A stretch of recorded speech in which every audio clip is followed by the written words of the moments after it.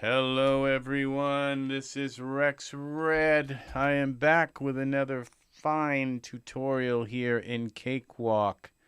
We are doing a Cakewalk by BandLab tutorial today, but I'm also going to be discussing Melodyne, and I'm going to be discussing how to make an album. And at first, the reason why it says Melodyne revised is not because they revised Melodyne and made it any better, if that's possible. I'm sure in a few little areas, possibly it could be better, but we could have some colored blobs. That would be nice. And maybe support for 32-bit recording. But other than that, this is about how I have been using Melodyne and not using it to the fullest that I could be using it. So I'm going to be showing some techniques. Now, I learned it from a video, and I will post that video. I learned some of this stuff from, well, several videos. But one in particular, I learned a couple of what I would call hot numbers to put into Melodyne to make it a little bit better. And the reason why I have my sunglasses on is because, when you make an album, you always want to look cool in the album. And so I just thought I might say that having a nice pair of sunglasses can make you look really cool on your album. And it's just a suggestion sometimes to just go with the sunglasses look. So with that said, we're going to take these off because I can't see a darn thing with them on. Not inside, I can't. So all right, here we are in and I'm working. Find the fire.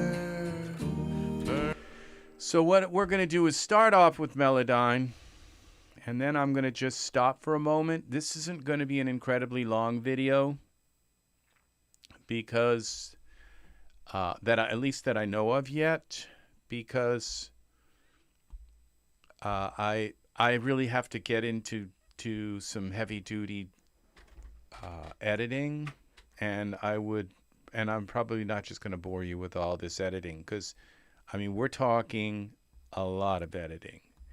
So what the state of affairs, okay, let's say that. Where are we in the state of affairs? Because, my channel, it's like a constant growing. I'm always growing. I'm always learning something new and then looking back and saying, oh gosh, there was those old videos that I did that I didn't know this in. And, that comes with being human, being learning and trying to develop, advance your abilities. It comes with learning, developing,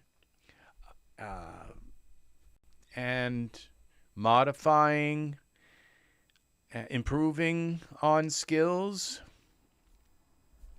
And that is the way Melodyne has been with me. Now, there were times when, just in the last week, when I was saying to myself, Melodyne is ruining my vocals. And that's when you sing a song and you put Melodyne on your vocals and you expect it to just work, and instead your vocals sound just terrible. And I'm not saying that it just threw the pitches off. It threw the tone off. It threw the quality of my vocals off.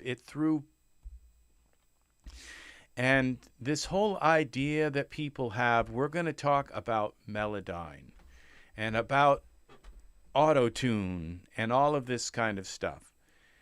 And try to nail down what is going on with auto-tune and Melodyne and all of this stuff.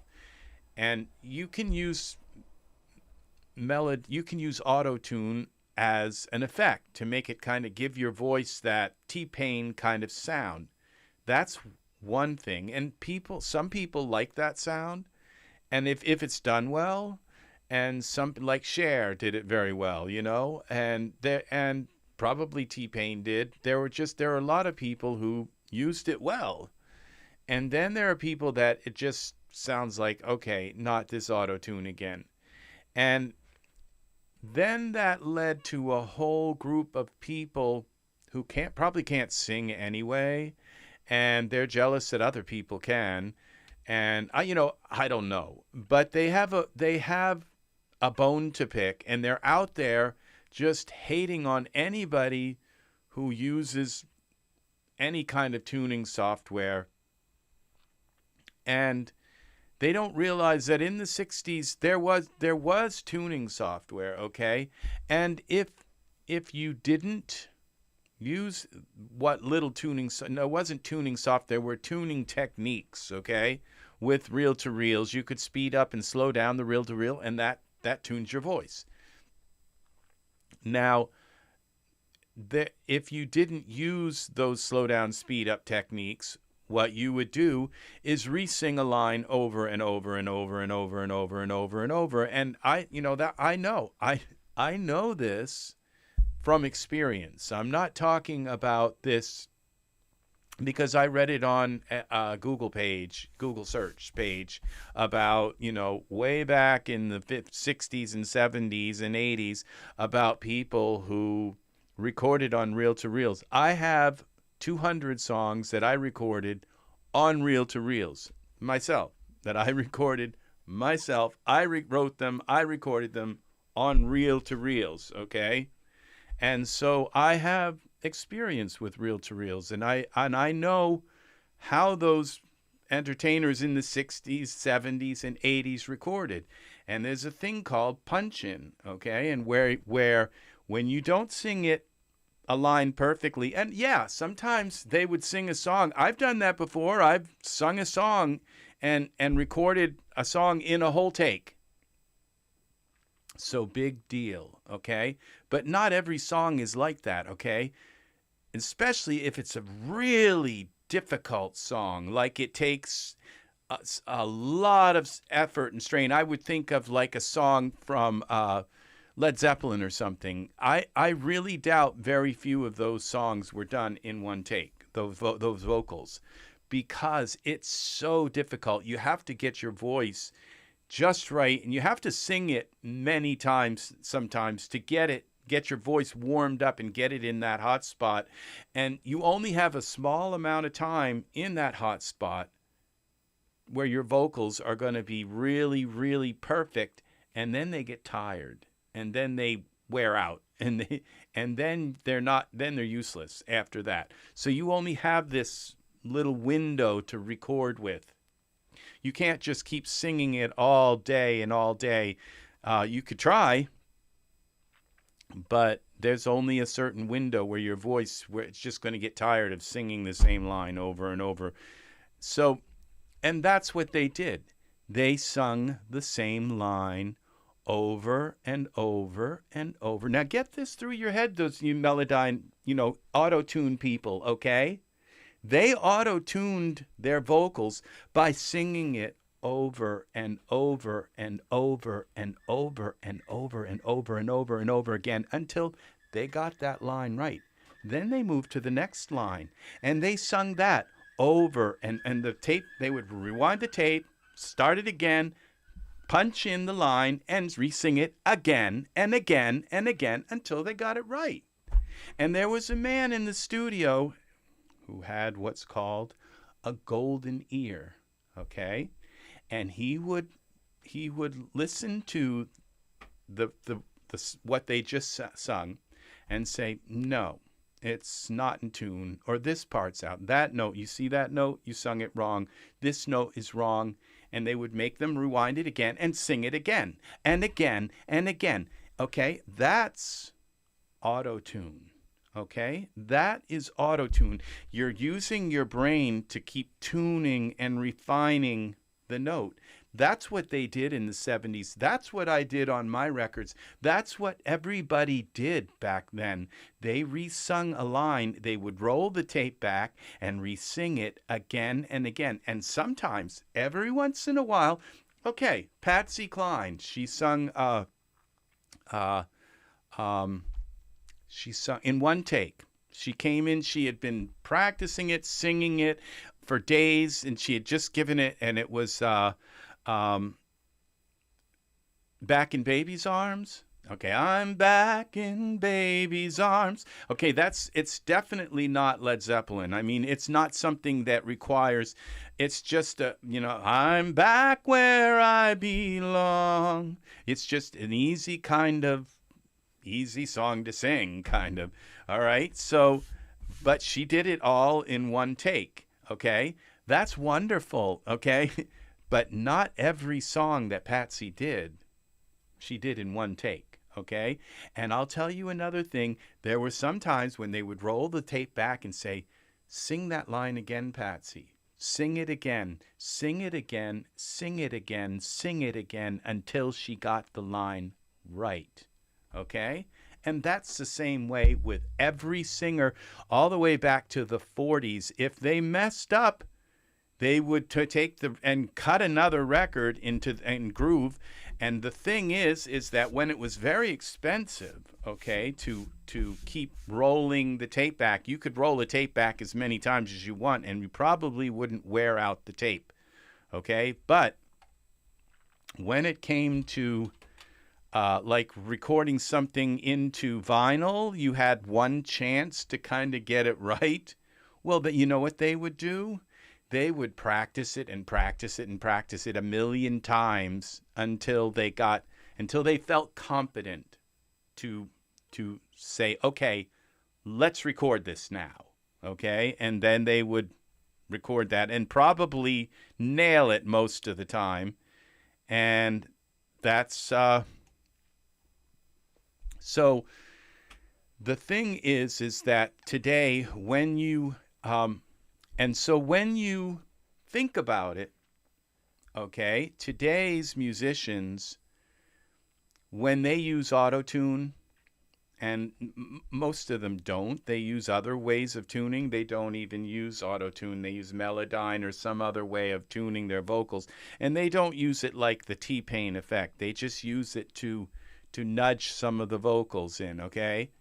And when they use auto-tune, rather than having, so when they sing a song, okay, like this song here that I've got here, this was done in probably about maybe 5 takes, okay, where I sung it 5 times and I picked out the best lines out of the 5. Sometimes my songs are done in 1 take, but they're not perfect. And that's the same, even when they would re-sing a line and re-sing a line and re-sing a line, sometimes the guy with the golden ear would just get kind of tired and say, yeah, let it go. And you'd hear a certain line or a certain singer in the song. Sometimes a background singer would just be a little off and you could hear it. And the thing is, I'm not going to go back and say, oh, you know, that last line on this particular song, the last line of the song, they were off. And, you know, because I can tell you of all of your precious recordings, you know, because I'm a singer and I know when somebody's off. My ear tells me when somebody, and it's not just where they're completely out, like, okay, they're completely out. No, we're talking about when you go la da da da da da da da da da da da da da da da da da da da. See that one little note there was out, okay? And sometimes you can disguise it if you're singing a lot of da da da da da da da da da da da da da da da. You can disguise it, but it's there. And anybody with a really good ear will, you know, it will just blur and you won't kind of notice it. But anyone with an ear who's really listening can go back to those 60s, 70s, and 80s recordings and say, it's not quite there. It's there, but it's not there. And hardly any of them were, because they didn't have auto-tune, and in the end they had to kind of take the line, finally say, okay, let's go on to the next line and the next. And the guy with the golden ear would say, yeah, all right, that's okay. And it's just that one little note that's a little bit out, but that's okay. We'll go on. It's the best one so far. And so you can listen to those old recordings, and if you've got a good ear, and not just, a mouth to take and complain about everybody using autotune, but if you actually know how to tune with your ear, you will listen to your old favorite songs that were just in the golden age, and all of those when they didn't use autotune. No, they resung it over and over and over and over and over and over, the same line over. And do you know what happens when you sing the same line over and over and over and over and over and over and over and over and over and over? You get kind of bored with it. And so then it kind of comes out like, because at first it's like da da da da da da da da da, and then finally by the time you've sung it 50 times, it's like da da da da da da da da da.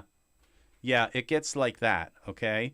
And so that's what happens, is you lose the vim and verve, you lose the excitement, you lose the hype, okay? Because you've done it 50 friggin' times, okay? And so that's what we're listening to, is people who were getting kind of sick and tired of the man with the golden ear telling them, again, all day, again.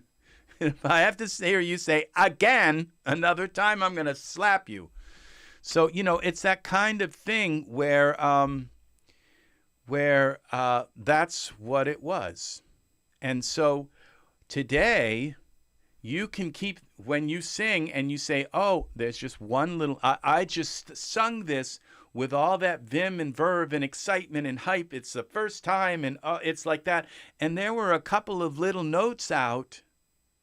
You can fix them and keep that golden recording of a very beautiful, like, first time out of the gate kind of thing. And I don't suggest that, because usually the first time you sing something, your voice is a little bit, at least in my experience, the first time I go to lay down a vocal track, I never use that.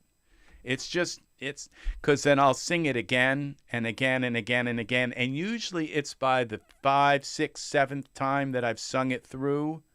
I'll record it each time, but it's usually by the 5th or 6th time, 7th time that I sing it, that I kind of get the swagger to it, okay? And I start to feel it. My voice wakes up, and I would say 90% of the time it's those takes that I use.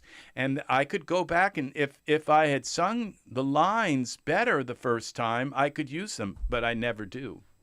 It's not because, well, I just don't like to use them. It's because they're not as good as the 5th, 6th, 7th, 8th time I've sung it. There's a science to recording, and people that the line, okay?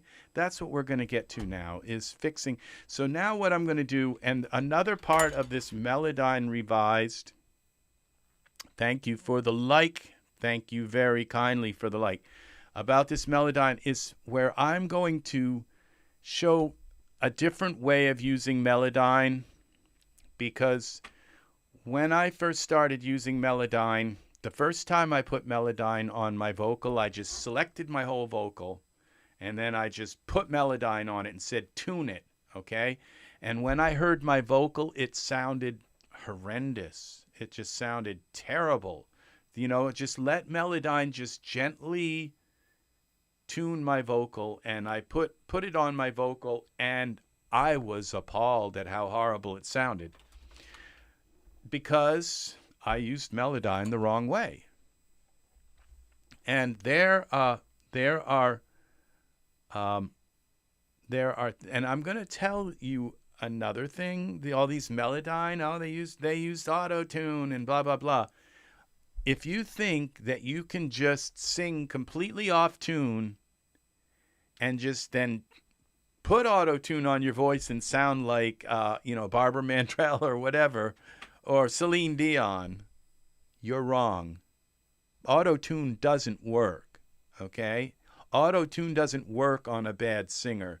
And then we're not talking about just somebody who has bad quality, like, we're not talking about somebody who has, like, Gilbert Gottfried's voice or whatever. Hi! I'm going to sing a song now.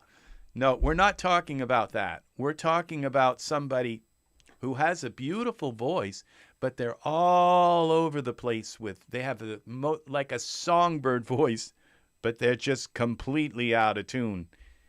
Auto-tune doesn't work on that, okay? Auto-tune only works if your voice is just close enough for each note where it only has to bump it up a little bit here and there, okay? If you try to use auto-tune on a voice that's like way off, it won't work. It just won't. Because it colors. If you think about the chipmunks, how when you speed something up, your voice, or slow it down, your voice begins to sound like the chipmunks. You can't just speed things up and slow them down without changing the tone of the voice.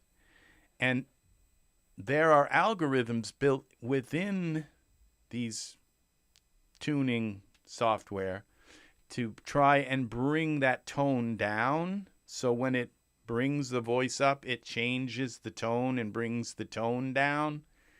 But it's not perfect. In fact, it's very imperfect. And not only is it imperfect, it's impossibly imperfect. There are things you just can't do. You just can't.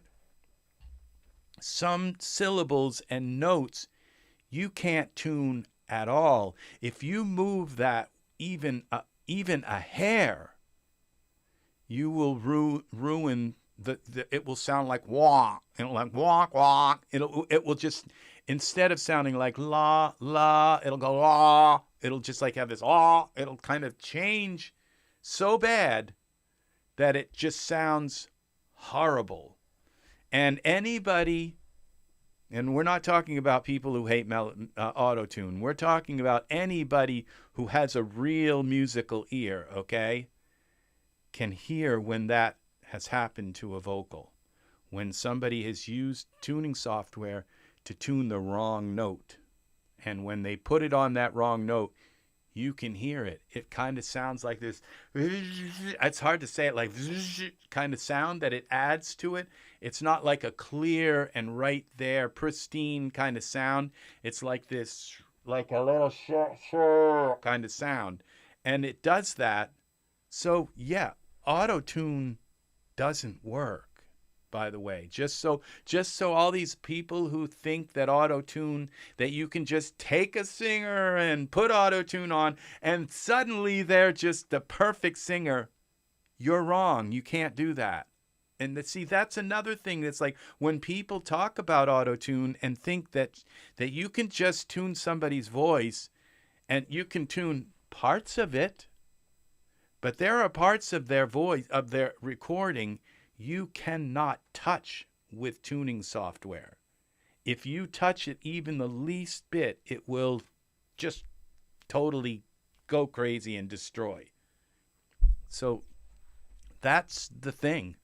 Now, maybe in the future, tuning software and recording may improve to the point where that can be done. But it cannot be done now, okay? It cannot. You cannot take just any recording and fix it with auto-tune and make it perfect. You can't. It will, if it's that far off, certain lines you cannot even touch at all with tuning software. If you touch them, they just disintegrate, okay? So just so you know. So, but I've explained to you about, so the real issue here is that today's musicians, since what we call the democratization of music. And what is the democratization of music? The democratization of music really comes down to one thing, and that's like a computer, okay? Because once we had computers in our homes, okay, all of my reel-to-reel disappeared. My answering machine disappeared. My so many things that we used to, my record player disappeared. My tape deck disappeared. All of these things disappeared from our home, and the computer became those things. But what it also did was it took that $1 million studio where that person would come in and just go sing their song and then leave and make $1 million. They took that recording studio and put it right in everybody's home so that we could take and open a program like this and make our own music. And we didn't need all those engineers. We didn't need all of that millions of dollars worth of recording, reel-to-reels and equipment and all that stuff. We could record multi-track right on our own home computer. We could arrange it, mix it, master it, and put it out to the radio stations right from our own home. And that's called the democratization of music. That's where everybody was given the tools of that big recording studio right in their home. And a lot of people don't know that when they have their computer. And it's the weirdest thing is that Cakewalk by BandLab is free. So you don't have an excuse if you're a musician other than if you can't afford it. You have to have a fairly nice computer. I would recommend a computer that costs no less than $800. So, which with at least a Core i7 in it, okay, with eight cores, 8 fast cores, like 3.0 megahertz or kilohertz, megahertz. Okay, so yeah, so we're starting. So this is the democratization of music. This is what this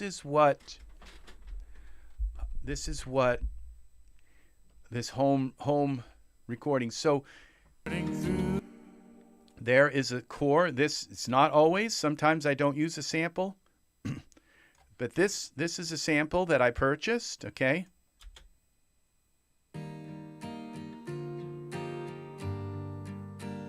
Okay. Now I bought this, and I thought that was pretty. I said, that's pretty. And I probably, when I heard this, that's when I came up with the title of the song, because I heard this and just said, okay. Oh, I just said, Your Love. That's what the name of the song is, Your Love. And so I bought this. Now, everything, when you hear this right here, and I also bought this guitar solo here.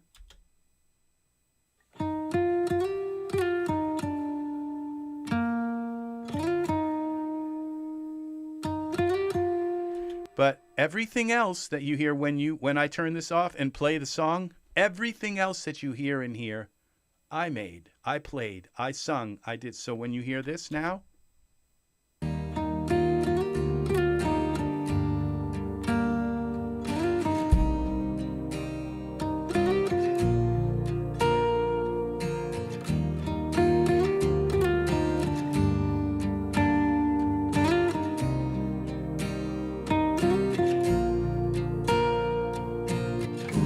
time it flows like a river, and it leads to your shore, and we find the meaning somewhere through love. So I did the oohs and the ahs. There's pads here. There are this right here I added, this pad.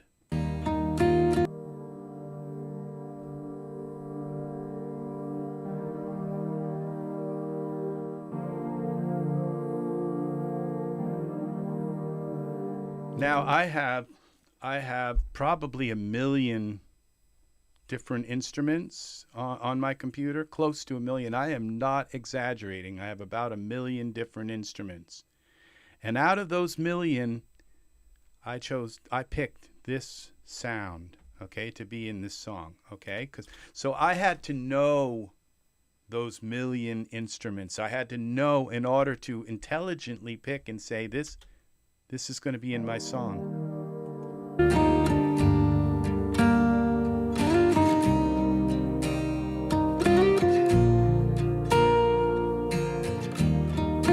And then we have the bass. I had to play the bass.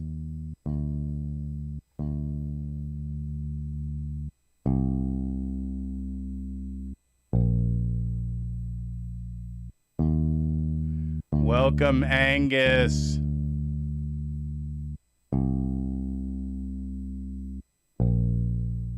Okay, so I had to play the bass. This, I didn't have, a bunch of female vocalists or anything to sing my background part, because, last I checked, I'm not a female. So, but these days it's okay for somebody to change their, but I don't have that ability. I mean, I don't have that propensity myself, but I find it beautiful that others do. But so I had to take and come in here and do this part here where I had to sing my harmonies.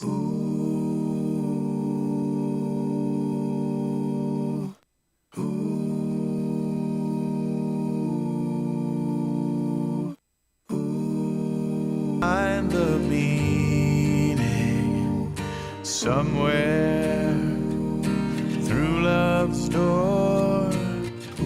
There are many lovers who desire to find the fire burning through the night into. And you'll hear an organ here, okay? That's so I don't have an organ player to come in and say and play the organ like they did way back when they didn't have auto-tune. Okay, I didn't have an organ player. I had to play the piano. I had to play the piano here. I didn't have a composer to write the piano part. Okay, so I had to. And this is actually Freddie Mercury's piano.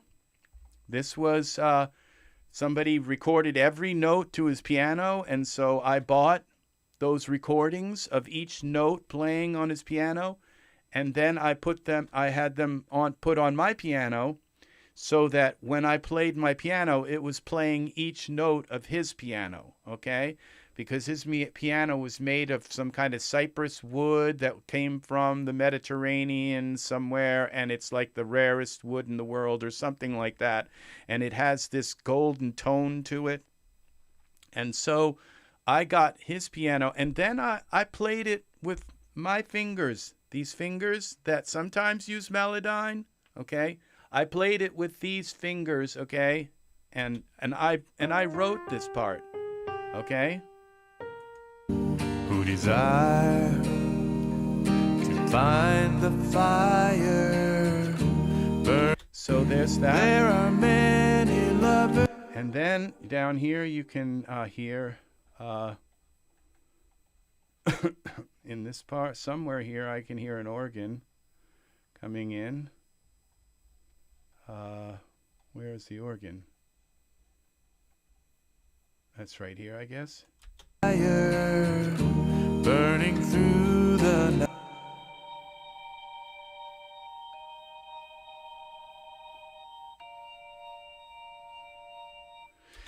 And what I did with this organ here is, out of the millions of sounds that I own, I picked this one, okay? Because I had to know all of those. I had to learn the palette of all of my instrumentation, okay, in order to pick the right instrument that I wanted at this moment in the song, okay? And then not only did I have to play that organ, I had to play it intelligently, okay? And what that means by playing it intelligently is that every instrument, like when you play a harmonica, you bend the notes a certain way. When you play the flute, there are ways of doing little trills.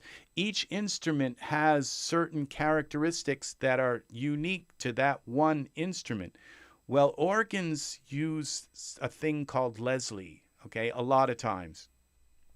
And it makes the organ have a kind of, there's tremolo, and then there's vibrato. Tremolo is when you turn the volume up and down, and vibrato is when you turn the pitch up and down and you make the pitch undulate.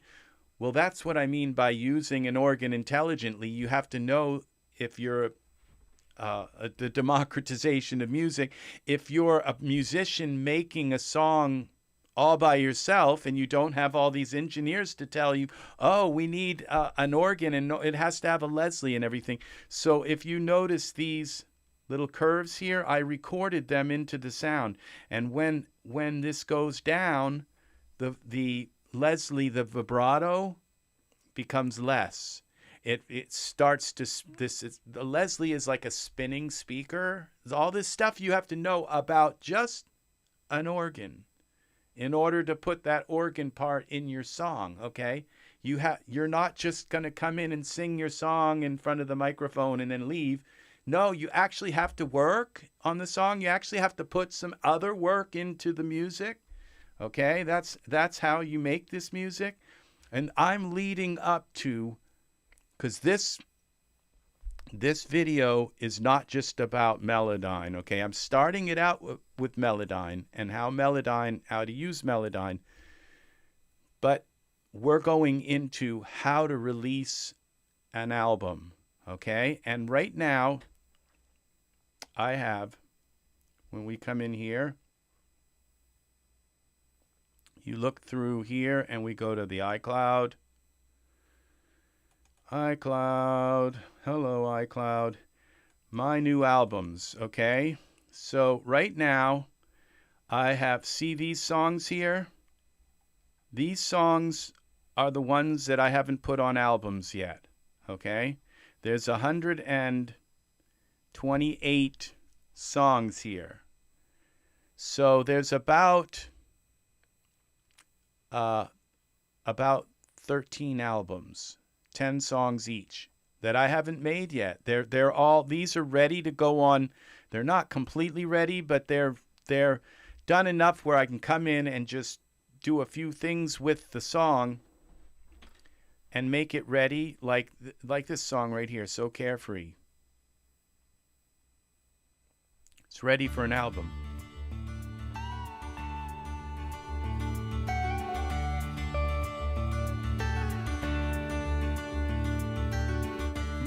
Like these, when life is a breeze, I want to live at ease, so carefree. Love is a splendor, each day so tender, to you I surrender, so carefree. Love is a mountain, together we climb. All right, so love is so that's just one of the songs out of this. So what I did was I just started making songs like crazy. And it takes anywhere from 2 days to 2 weeks to make a song. And you can do it in a day. It's rare when you do it in a day. And that's usually when you have 16 engineers to make it for you. And then all you have to do is come in and sing. And it's like, oh, that song was recorded in an afternoon. It's like, really? Really? Okay, well, that's not how we do it today. It can take up to a week, 2 weeks to make a song, okay?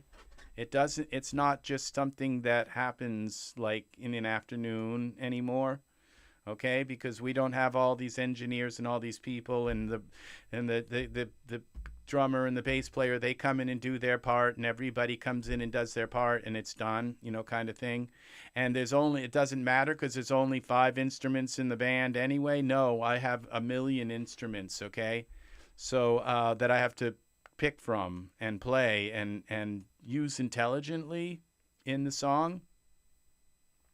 And so so these songs, so I just started making songs like crazy, and some of these are instrumental. This Octagon one here is an instrumental.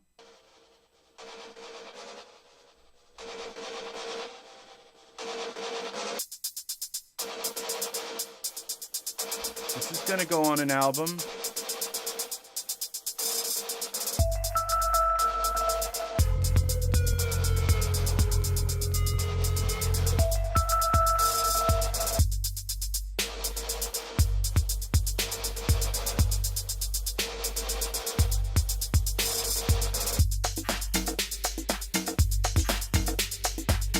Nothing makes a song like if it's some African drums.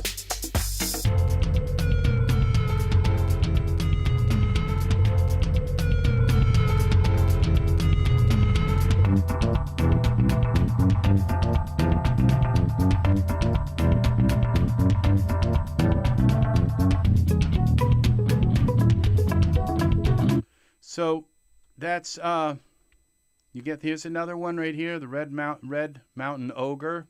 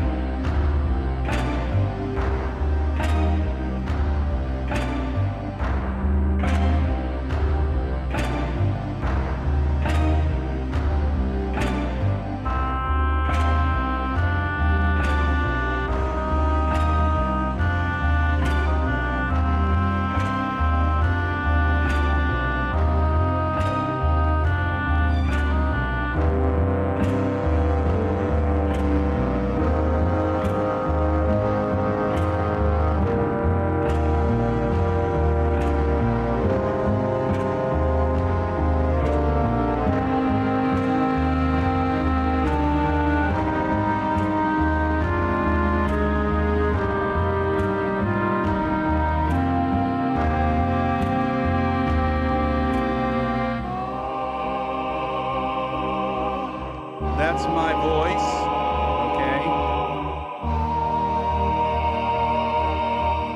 Because I didn't have a choir to bring in, I had to go.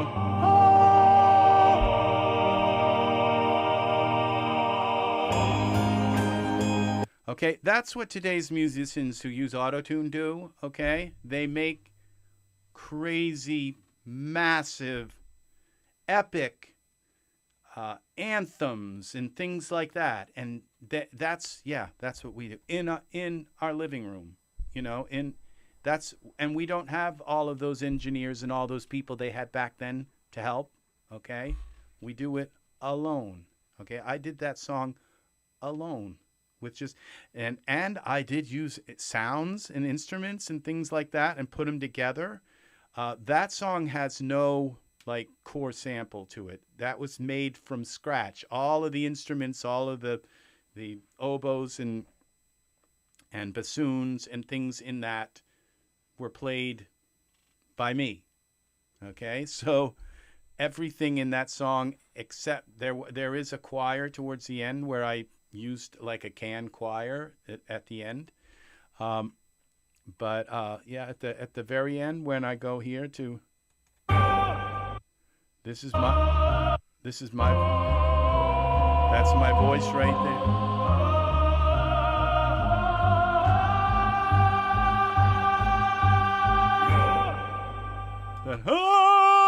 That's me singing, but with a little more effort than what I just did. Yeah, that's that.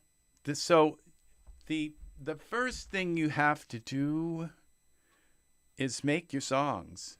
The majority of these songs, I made them myself. I played all the instruments. I wrote them. I did all of this stuff. The old Rio Grande here. This is me playing the guitar. I'm playing the harmonica there, okay? Playing the guitars. I'm a cowboy by trade. I work the cavalcade. On a horse in the saddle, rounding up cattle. At Night by the campfire, I play my guitar. The wind and the tumbleweed rolls under the stars. With whiskey and moonlight, I drift off to sleep. The whippoorwill sings, through the canyon it rings. Okay, I wrote that song. Okay, I wrote the lyrics. I didn't have like this famous duo songwriting group to write it for me. Okay, I wrote it myself. Okay, I had to take and put myself into like a method and say, okay, I'm a cowboy today, you know. I worked the cavalcade. You know, I had to put myself into some Dust Bowl sense of mind, okay, and write that song. The wind in the tumbleweed goes under the stars. With whiskey and moonlight, I drift off to sleep. The whippoorwill sings, through the canyon it rings. The prairie's my home, spend my time on the land, rounding up cattle along the old Rio Grande. So that's what you do today. That's what us musicians do today.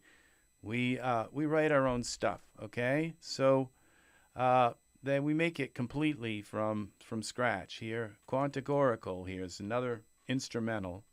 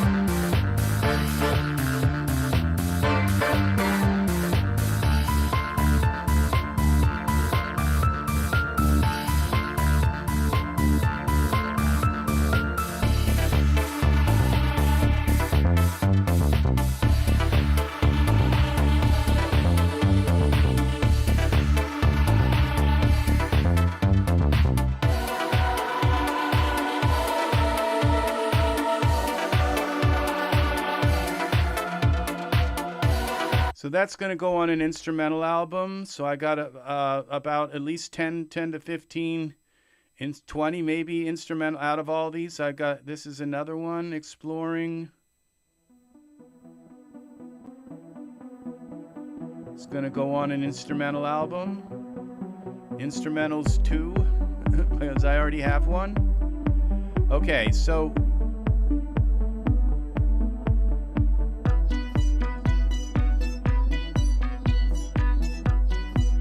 by making like 130 songs, okay, and each one of these songs some of them have up to 30 versions of them, okay? But by making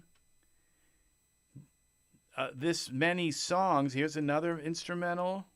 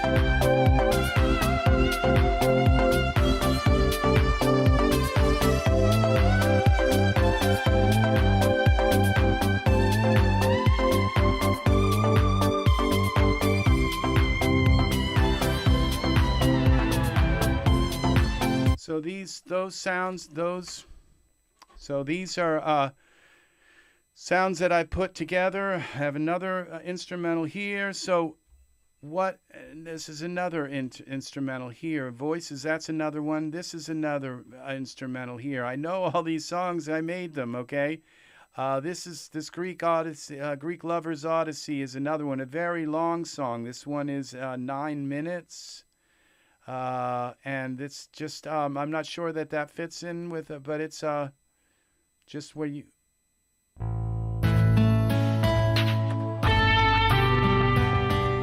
It's a different kind of instrumental.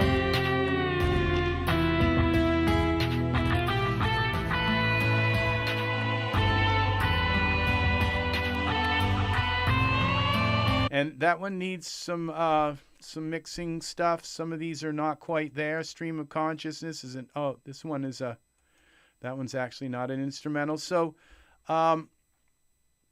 so all of these. Here is another one. Pure Drip of Life is another instrumental here.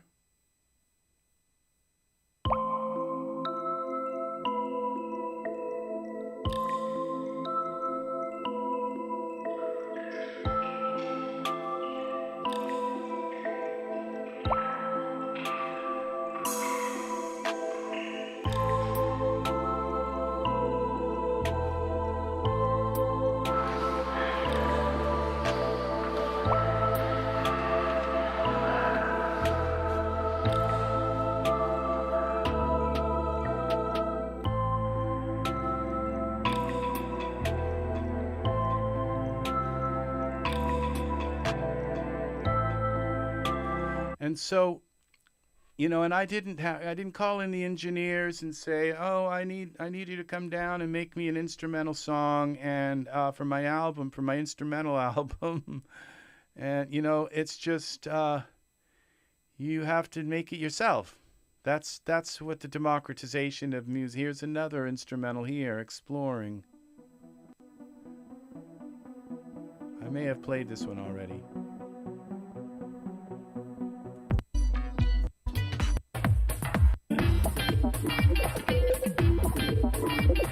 So, Elysium Angel, what's this? I don't even remember this one. Okay, this is another instrumental.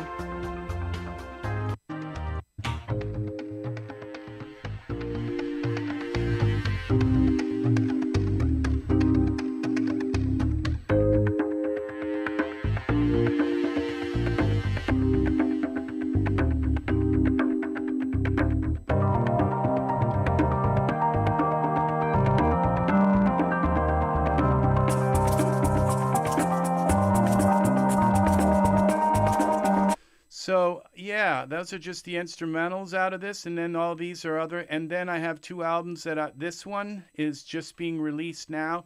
So this is kind of why I made this video, why I'm here, is like, and why I haven't been able to do much on my other channels lately, is I have been like it's been almost unhealthy, where I've been up all night and all the next day and just and I did go out for a walk. I walked 5 miles today just to get some sunshine and kind of locking myself in and going through all these picking. So this album right here, Let Me Be the One, I had to go through and remix and remaster them all for this 10 songs on this album.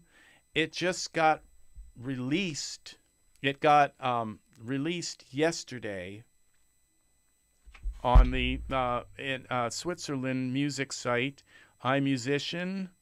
And I like iMusician. This is where I release my albums. So this is making an album, okay? So the first thing you do is you make the songs. And then it's the more songs you make. If you make 100, there was 150 when I started out, okay? 150 songs, and I said, okay, it's time to make an album. So I went through the 150 songs, and I picked 10 songs, okay? And it says now it's been paid for. I've paid for the album release. It's in quality check, which means they're going to listen to it and say, no, this album stinks. We don't want to, we don't want to use it. So go back and work on it some more. They could do that. Now these are the other albums that I already have made. Okay, I have When Dinosaurs Cry and For My Love for You, and That's What Love Can Do, and RexRed Evolve, and Wild Heart, and RexRed Pluto, and RexRed Oceans Apart. Now, this album is a step above all these other albums because I was just learning how to make music, and there's a lot to learn. I'm still learning. This album has a few problems that it's just like that. I just right after I pushed the button to release the album, I learned a few things about Melodyne and about how to use Melodyne. I'm going to go back into that in this, but I thought I would just jump over the subject and kind of breach the subject of, so when you click on this album, you have all this information about the tracks and everything.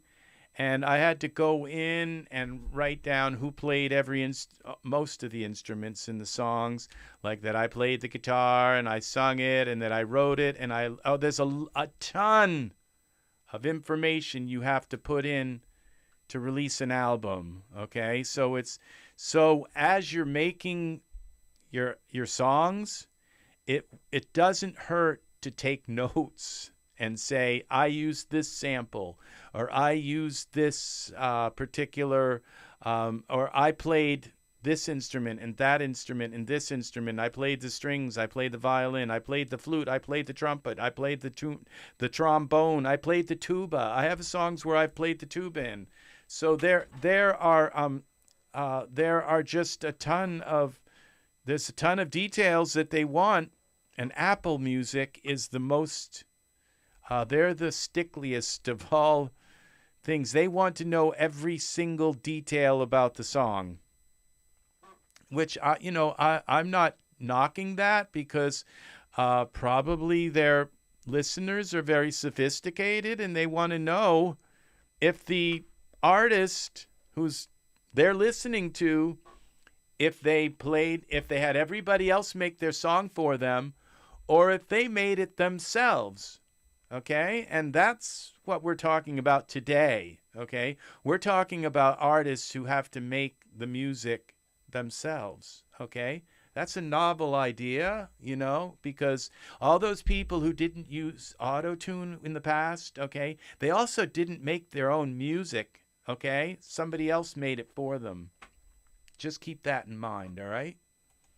So this is these albums I made. Okay, some of them have samples in them that I bought from other people. Bought the rights. I had to go and procure those rights and pay money for them. I had to do it. I didn't have some record producer go and buy the sample and say, okay, we bought the sample for you. Now you can use it. No, I had to go and make the deal myself and say, I'd like to buy royalty-free rights to this sample. Okay, I had to do that for every sound and everything that's in these albums. Every single one. You have to make sure you own every last piece of your song. So, and that's the thing. Don't be putting out songs that you don't own the samples for. Okay, just a word of advice. Okay, buy them. Buy your own samples or use something else. Make your own samples. However you have to do it. If you can't afford to buy the sample, lease them out, then you have to go and. So these albums have been delivered. They're out there in all the stores. I don't know that they're in all of the stores, but this one's going out to every music store. This one will be released somewhere around August 5th, and it will be going on to YouTube. It will be going on to all of these other places. I didn't use Content ID on YouTube because I also use these songs in my own channel on my videos, and I don't want any conflicts between iMusician going to my YouTube channel and saying, we want to collect the royalties rights for this music. And so I don't want that conflict. So I decided not to go, and I probably won't go for that in the future. So they will collect the royalties from any listens on YouTube. They just won't collect the royalties if some of my music is used by other people. So, but that's okay. I'll do it manually. And if other people use my music, I'm kind of flattered about it, and I probably wouldn't care. So if they want to use one of my songs in their YouTube video, okay? So just to let you all know, the whole world know, if you use my songs in your YouTube video, I probably will let you use them. So I'm flattered, and I'm not like everybody else that needs to get every single penny out of everything that I've created in my life, you know. So that's it's okay to use my music. If I find a problem with it, if you make $1 million off my song, you could send a little bit, because I'm kind of like having trouble paying my bills. So you could send a little bit of love my way, all right? So good luck with it. So this is so this album took me like 2 weeks to take those. I picked 10 songs out of that list, and then I had to go back and remix, remaster them, and turn them into like a concept, okay? So that they flow from one song into the next, and it has a logical progression. And if you notice, the last song on the album is the namesake. It's called Let Me Be the One.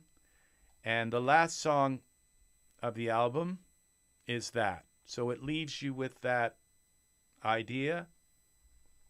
And to me, this Let Me Be the One, it kind of sounds a little bit egotistical, but not if you're down on your knee proposing to your future partner, okay? Then it takes a whole other meaning, okay? It takes this deeply romantic meaning, okay? And that's what this album is about. The best kind of love, I want our love to be, born to love you. Love will find its way, fly away, let's fly away kind of thing. This love, a time for us, your name in the wind where we lay, let me be the one. Okay, so you see this all it's a concept, okay? And that's what you have to do with this kind of stuff. And then you have to come into here and you have to fill in all this information about, keyboard, singer, bass, composer, lyricist. I could add into this, publicist, and producer, and all. You could add all kinds of other titles here: the Hammond organ, the bass, the singer, keyboards, programming, you name it. That's all RexRed, and it says performers are only mandatory for iTunes, Apple Music. So if I want my music to go on iTunes, there has to be something in here, So hopefully they'll accept my music. And so now you don't have to make 150 songs to make an album, okay? That's the way I did it, all right? Because I had my YouTube channel driving me saying, make another song, make another video. And so I would make another song, and then I would just put that song into a video and upload it to my fans on YouTube. And it kept driving me, and I couldn't stop. I couldn't stop making new songs and say, okay, I have to take these songs now and turn them into albums. And so I had to stop for a while, and I'm going to have to stop this album process. I'm right now 3 songs into, so this is a Let Me Be the One album.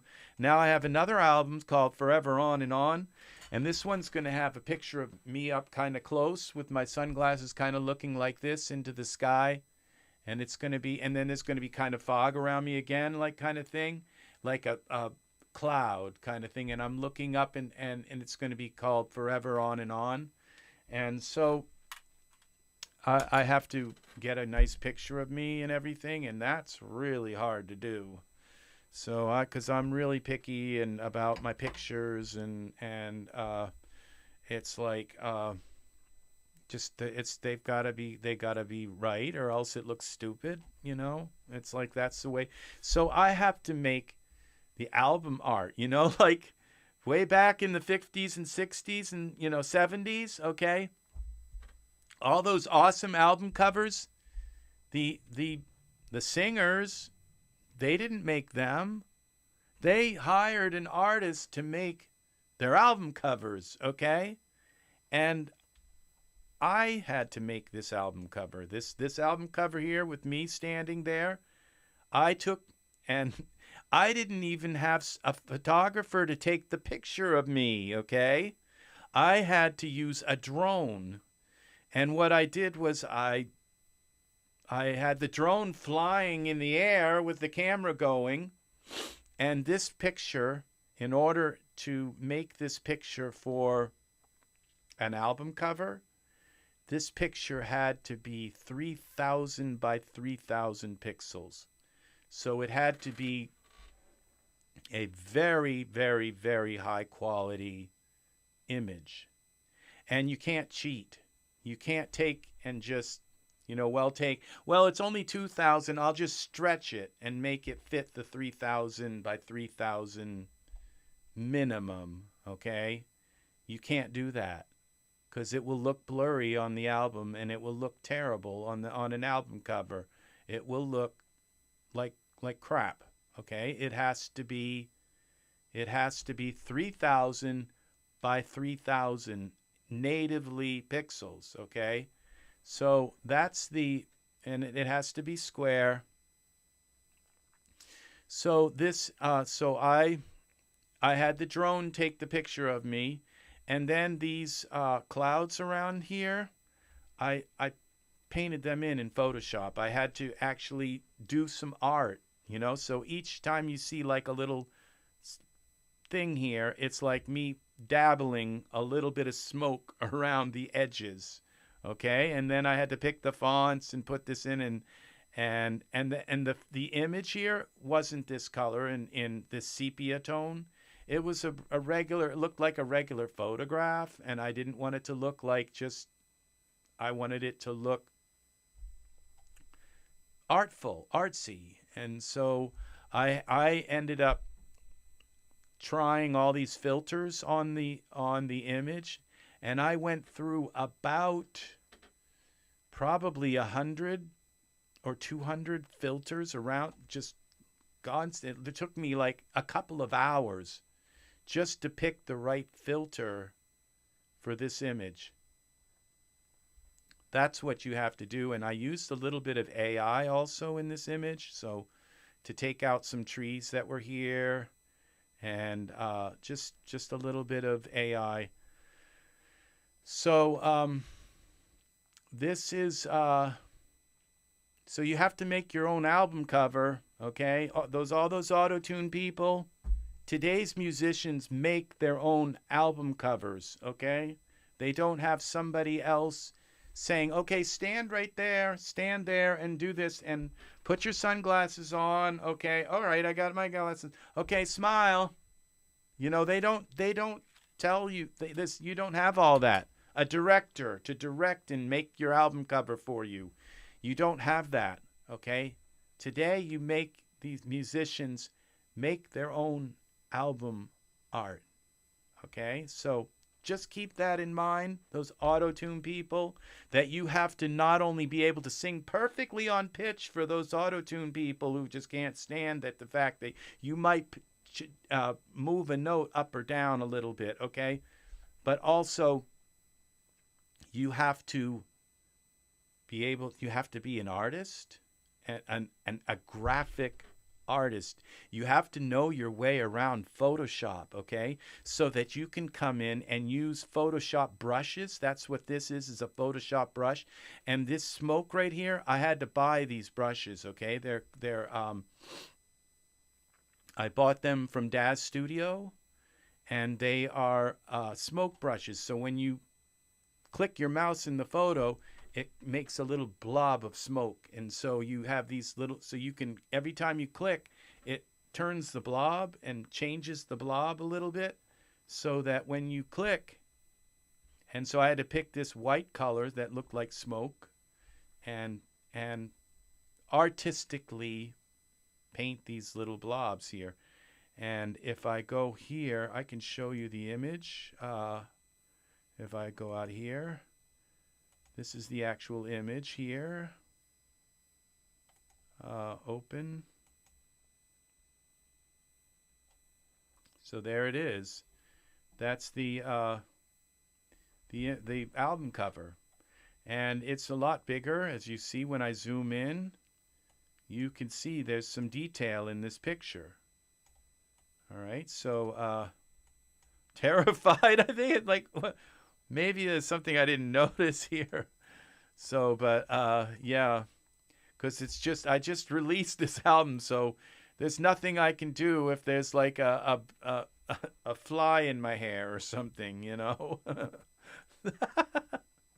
So yeah, there's nothing I can do. So yeah, so that's why it looks like it's coming from down, looking down on me, which is a unique kind of image because it was taken by a drone. And because I don't have a cameraman to pay and say and give royalties and rights out and all this other stuff and say, well, I took the picture from your album cover, so I should get half of what you know, that kind of thing. And you had to deal with egos and arrogant people and all because they snapped a picture. It took 2 seconds to snap. So, you know, just think about that when you're making your album, okay? That you have to make the album cover. And you know, I'm not bragging about this. I don't think this is the best album cover that's ever been made or even close to it. I'm just saying I'm just happy that it came out okay, all right? Now I could have used really fancy lettering, but I wanted something readable because they're on iTunes, they're going to see it in a little teeny box. Okay, it's going to be a little teeny picture. And so hopefully they'll see RexRed, you know, and know, because a lot of people know my name, my brand. Okay, so they'll see RexRed and say, oh, is this a new album? You know, so anybody who may have listened to my songs before is going to see this new album out now.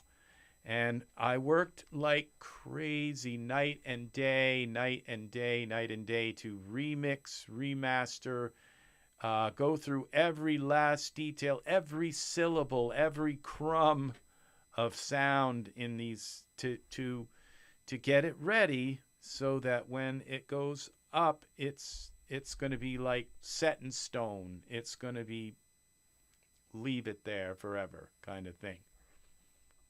And so that's what it's like when you make an album. Okay, so that's what you're dealing with here. Is the drone made my legs look kind of small and my upper body look big, but that's what you deal with.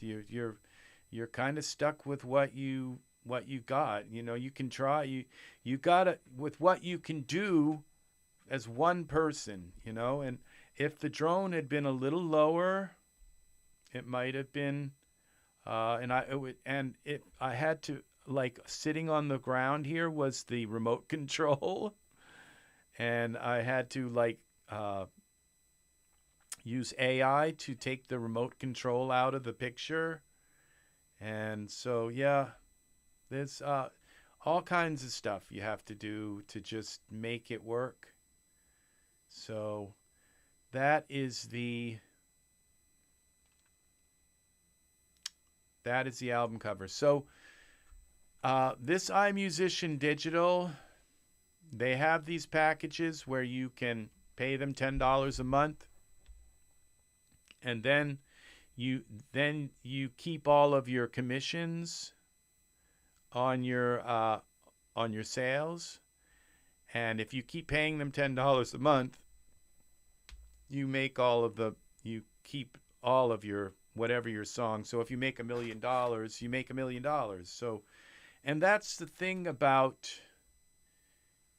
being the only person on the album, is that theoretically, if your album sells makes $1 million, you make it all. That you make all of that yourself.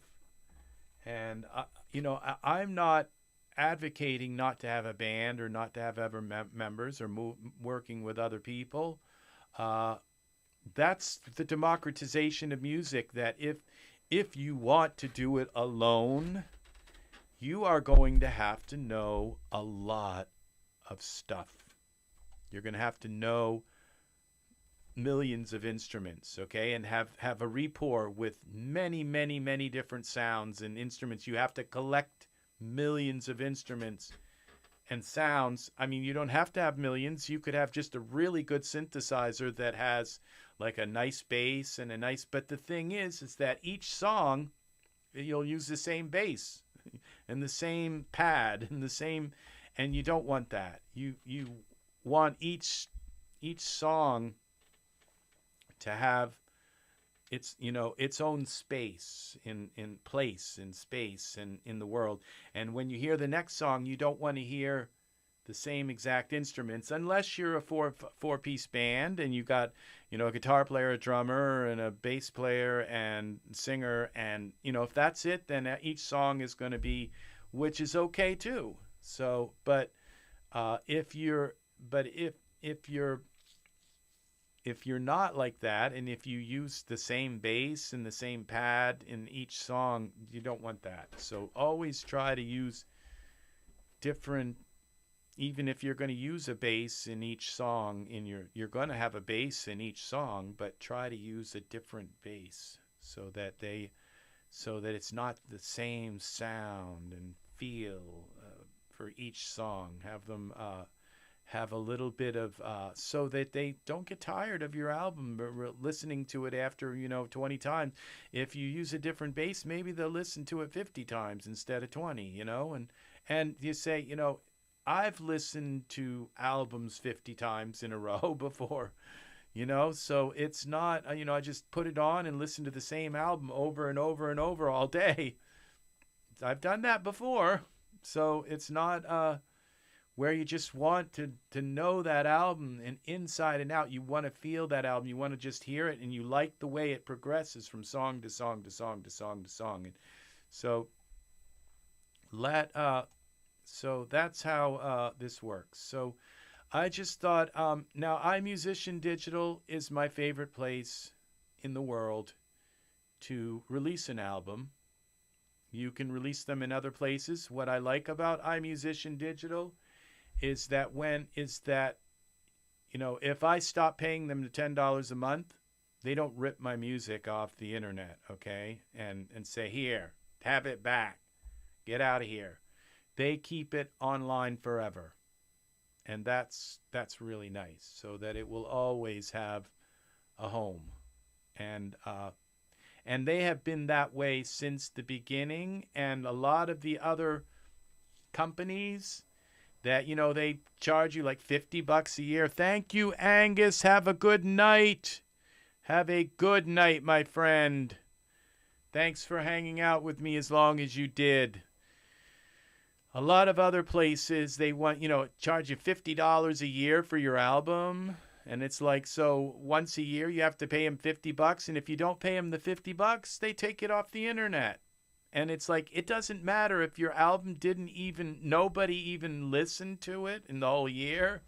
They still want their $50, okay? And it's like, it's just bleeding musicians to death. And it's just, that's not, if they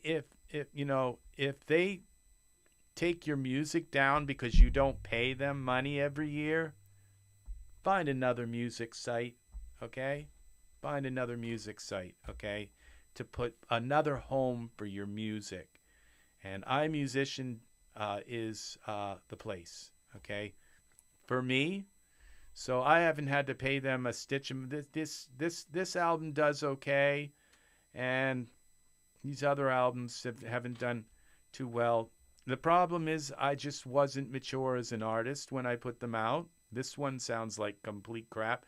The songs are beautiful. I just didn't know how to mix and master them and get them right. Don't let that stop you from trying to put out albums. If you don't know how to make your sound right, just put it out anyway. And over time, you'll learn. So all of these albums, I had to make the artwork for. These are called meta blobs. This was done in Bryce 3D. This one I used a stock image from a website, a royalty-free website. And this image, I wish that was me, and I wish I'd taken the picture, at least with my drone. Nowadays, I would. And he had a backpack, and I had to clone the backpack. I didn't want the backpack in it and all. And his hair was doing something funky, so I had to cut his hair down a little bit. So this album, and it's called Wild Heart. I was going to use these horses, and they were like all on their hind legs and kind of in the middle of this field. And then I thought, I don't know about the animal thing.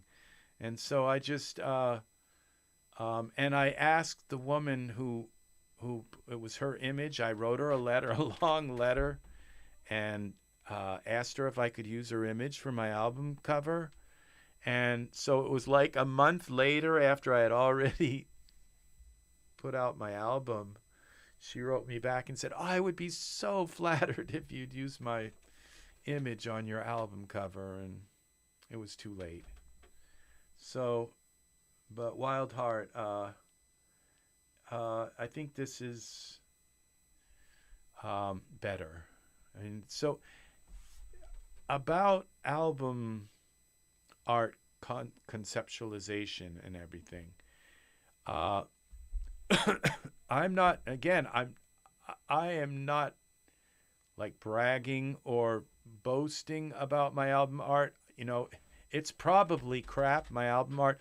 This one called Pluto, it's like, well, that doesn't look like Pluto. This album was released like 1 month before the images of Pluto came back. So nobody knew what Pluto looked like. And I would love to go back and redo this. I made this in a 3D program and like actually put Pluto here. So, but that's what I thought Pluto looked like. And before we got pictures of Pluto. So and the thing is the pictures that we see of Pluto, I think they've been colorized. They were actually black and white, and they've applied colorized. I don't think any of the pictures that we have of Pluto are color pictures. I think they're all grayscale images that they've colorized. So that's at least, so, you know, from that perspective, if I just made this red instead of blue, it might look more like Pluto. And so, and you know, this is as basic as it gets. Just to have a little gradient in the background. And this album, the songs on it are beautiful. They sound like utter crap. And I'm surprised that it even passed their quality check. So it's just, I didn't know how to master and mix music. But like I said, don't let that stop you. And if they stop you, if you go here and you try to release it and it says, you know, looking on the quality check here, and if they stop you, then listen to them and say, what do I have to do to make it better? And they're going to just say, make it better. And so then you have to go back to the drawing board. And what you have to do is you have to find out what your weak spots are. Like what is wrong with my music? And I'm going to tell you that most of the time with an album, with the songs, with not an album, because it's not necessarily that the album's wrong, it's that the songs themselves don't have enough quality in them, okay? And there's a certain part of the quality. It's not just like they don't have enough quality. It's an aspect of the quality that's not there. And that aspect of the quality is what I call focus, okay? It's focus. That the songs are not focused. And if you think about a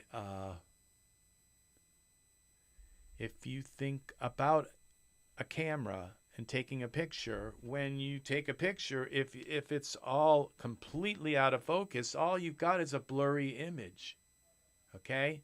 That's usually 90% of the time, that's what's wrong with your album, is it's blurry.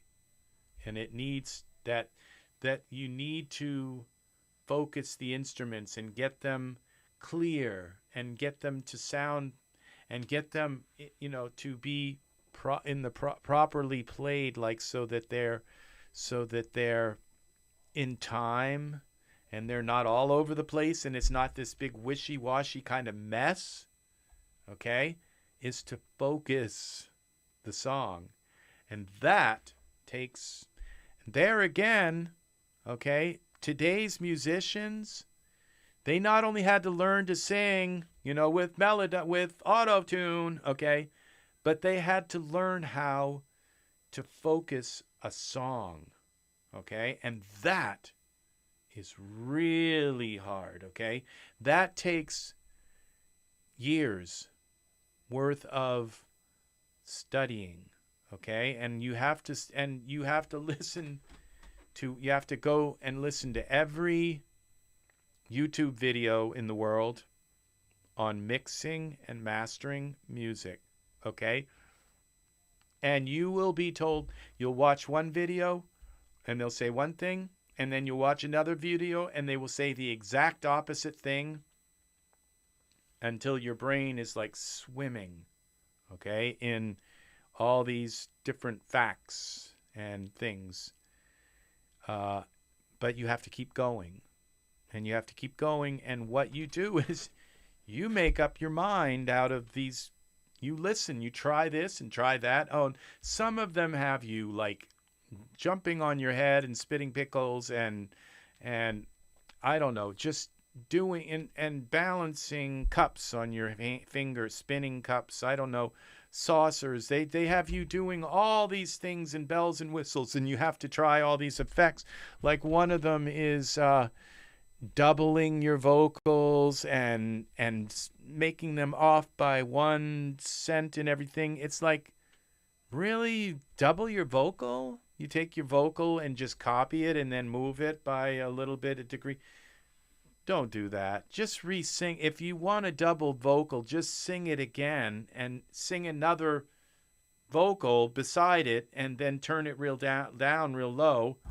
And, there's so many really bad suggestions out there. But the thing is, you have to watch them all. And then you make up your mind. You put them into practice.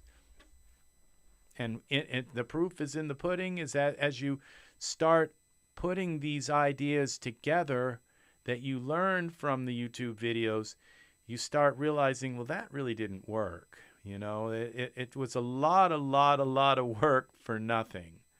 And so you just spend, hours and hours and hours trying some of these things that they say. And, you have to buy this. You have to have this reverb, and you have to have this kind of thing and this little thing. And you have to have this audio gear. You have to have this analog gear. And, there's so many rabbit holes, so many ways. And one of the best videos that I ever watched was this German guy, and I don't know what his name was, and he was a record, and what he talked about cutting the bass out of every where to cut the bass and how to put notches in your music so that your voice fits into it. That video kind of changed my music, because I'd listened to many videos, and I was listening to, like, watching the the Lair, something Lair. There was an awesome guy, and he'll mix stuff live, not live, but makes videos of himself mixing videos, and oh my gosh, he's just really great. Lots and lots of stuff to learn from him. And so there's just like all kinds of videos that you watch, and you have to learn them, and there are two aspects to making a song. One of them is the mix, and the other is mastering the mix. Okay, and making the mix focusing the mix has to do with getting unneeded bass out of your tracks. That's how you focus. You cut the bass out of enough bass out of the tracks, and you even have to cut bass out of the bass. And I have a lot of videos that talk about that. That's getting the mix right, and then you have to get the volume right so that it's ready to go on a CD. Even though you're not going to put it on a CD, you want to set it. I released the album with CD levels, so it fits the whole spectrum, the whole sound spectrum. And then if it's going to go on Apple or on YouTube or on these other sites, they'll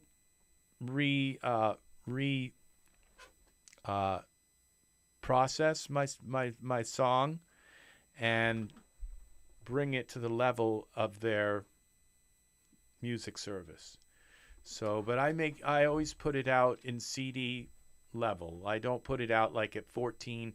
I always put it out on these so that if they don't process it, it's going to be quiet. It's going to be like at 14 dB or minus 14 dB. It's going to be like, wow, why is that so quiet? Yeah, so I always just release them all at CD level. There's just all kinds of different aspects. And so you can learn a lot of the stuff from watching me making my songs. Okay, so there's that thing. So now we're going to go into Melodyne, and we're going to talk a little bit about some of the things that I've learned about using Melodyne, because now I'm using Melodyne in a different way. Burning. Okay, sorry about that. Burning through the night. Burning through the night. Burning through the night. Now, this right here, okay, is something kind of a little mess here with my...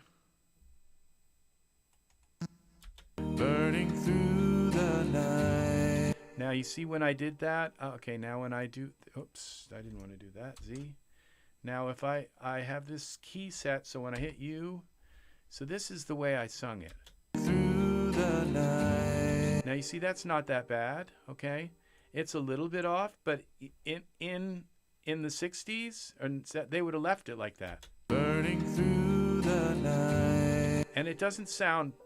That's the thing, is it doesn't sound wrong, but it is, okay? And they would have left it like that. So, but this... Burning through the night. Burning through the night. You see? And so just being able to fix that, okay? And not have to go back and re-sing the line, okay? Burning through the night. And now this line, okay, as you can see, it kind of goes down and sort of comes up. In the 60s, they would have left it, okay? You can't tell that's not out. So these people who are against auto-tune, they don't have an ear. Because if they listen to the 60s stuff, they would find a ton of it that is out. Burning through the night. Now, so what you do with this is you come into here and you see this, how it bends. It goes up a little bit and then it goes down in here a little bit. And you just fix the drift a little bit. I'm not going to fix it completely. Just bring it to this, to like 70. Fix the drift a little bit and fix the pitch down to 90. I'm not going to tune it 100%. Now let's see if that worked. Okay, so yeah, and so Burning through the night. and now if you can see these parts, I'm not even touching them. So this in here, just leave them the way I sung them. Burning through the night. Into. All right, now this part here, we're gonna leave that. So I just want to, just gonna mess with. So these parts, I'm gonna leave the way I sung them. You. Burning through. Into. All right. So that when you're hearing these two notes here, that's the way I sung that part. Into. And now it's not exactly in tune, but it's enough. Into. All right. So so we're gonna take this and we're gonna just bring this, tune this a little tiny bit, just a hair, closer to tune. We're not bringing it all 100% to tune. We're just gonna bring it a tiny bit closer to tune. Into. The morning. Now these right here, I'm gonna untune those so that those are the way I sung them. The morning light. All right, now this part right here is, I'm going to grab just this little section in here and that little section in there and this and these two little sections here. I'm just going to bring them in. Now this is the way, let's see, cancel this. When I go like this U. The morning light. Now you can see they're a little bit sharp. You can't hear that. The morning light. You see, that's what I'm saying. All that stuff from the 60s is off. They're not in tune. But you can't tell. The morning light. Okay? It's so close. But when I take those two piece segments there and I just bring them, these are like way sharp, but you can't hear that. I have a really good ear, almost perfect pitch. Almost perfect pitch, and I can't hear that they're sharp. Okay, it's not working here, so let's try this. Okay, now let's take it off by 90.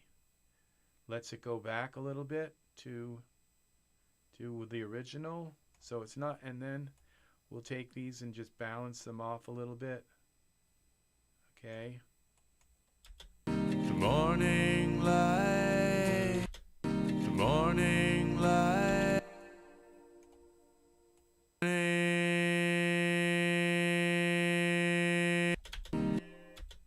morning light. See, I don't like the way that sounds, so I'm just gonna run this one and restore it back. The morning light. See, so sometimes you just have to leave it out because to try to use auto to try to tune it, it won't work. It just, to me, in there I can hear this kind of sound in the morning. It does something to the tone, and you can't fix that. So it's like all those people who think, oh, well, I could just use auto-tune, and then I wouldn't have to sing. I wouldn't have to practice years and years worth of singing. I wouldn't have to do anything. I wouldn't have to be.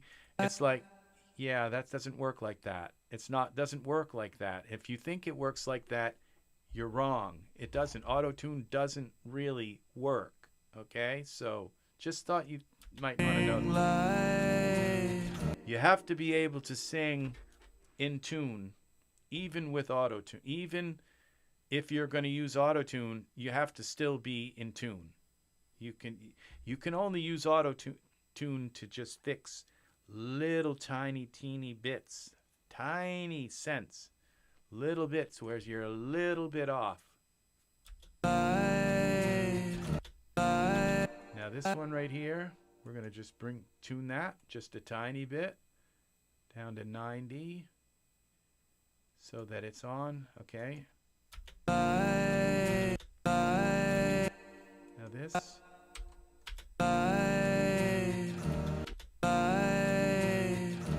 And these, we want the natural. We want them the way I sung them.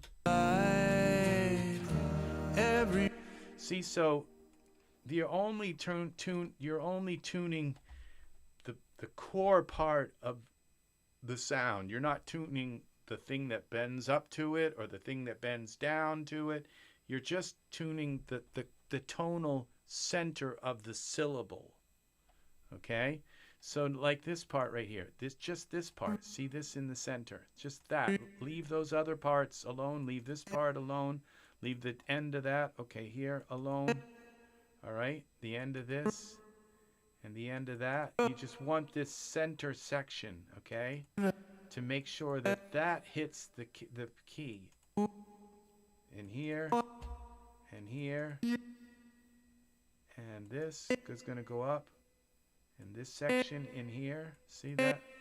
So I can take this section, this section, that, this, and that, and tune those parts. Just the center part. We go here to 90, and we'll use this at 70.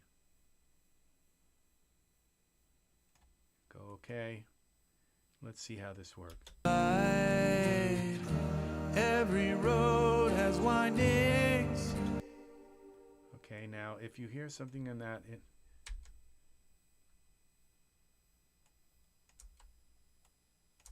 okay, we're going to take these. We're going to go back to the. See, I'm changing these to the way I sung them. Okay, so this is. So when I do that and hit the undo, it sets it back to the way I sung it. Every road has windings. Now, if you hear anything out of tune, it's because of I have unison voices where I sung in the background. I have to go into those and fix them as well. Now, this one here, that's moving it back. The U, I have a U key here that I hit. That when you see me hit this U key, that means that I've reverted back to the original way I sung it. All right? Every road has windings. Because it sounds more natural to use as much of my original sound. Now this, see, I'm going to go, I want that to be these. I want to be original. This I want to be original. And this I want it to just top off at the pitch it's supposed to be. So it's not like just putting auto-tune on the whole song and then you're done. It would be nice, but you have to go through in turns. You have to go through and really mess with it. It's not that easy. It's really difficult actually to get it to use tuning properly. So I want them to be the way they're supposed to was sung. This, you, this, you, this. Okay. And now these right here, we're going to move this down. Oops, I didn't want to do volume here. Just going to get that in the ballpark. And then this one, and okay, we're going to cut this piece here. And we're going to take that and hit U so that it goes to now. So we want this piece, and this piece. And okay, we got to do this again. This one, we want it to come up to that note. So we got this two, that. Okay, how about if you select the Z? Now it's fighting me. That. Okay, now these we're going to tune just those little sections here. If you'll notice, they're moving just a little, ever so slightly, just in 90%, not 100%, and 70 here. I learned this 90 and 70 ratio from a website, and I'll probably put a link to it. When you learn something important, link people to that original video. Don't just use Along the way, along the way.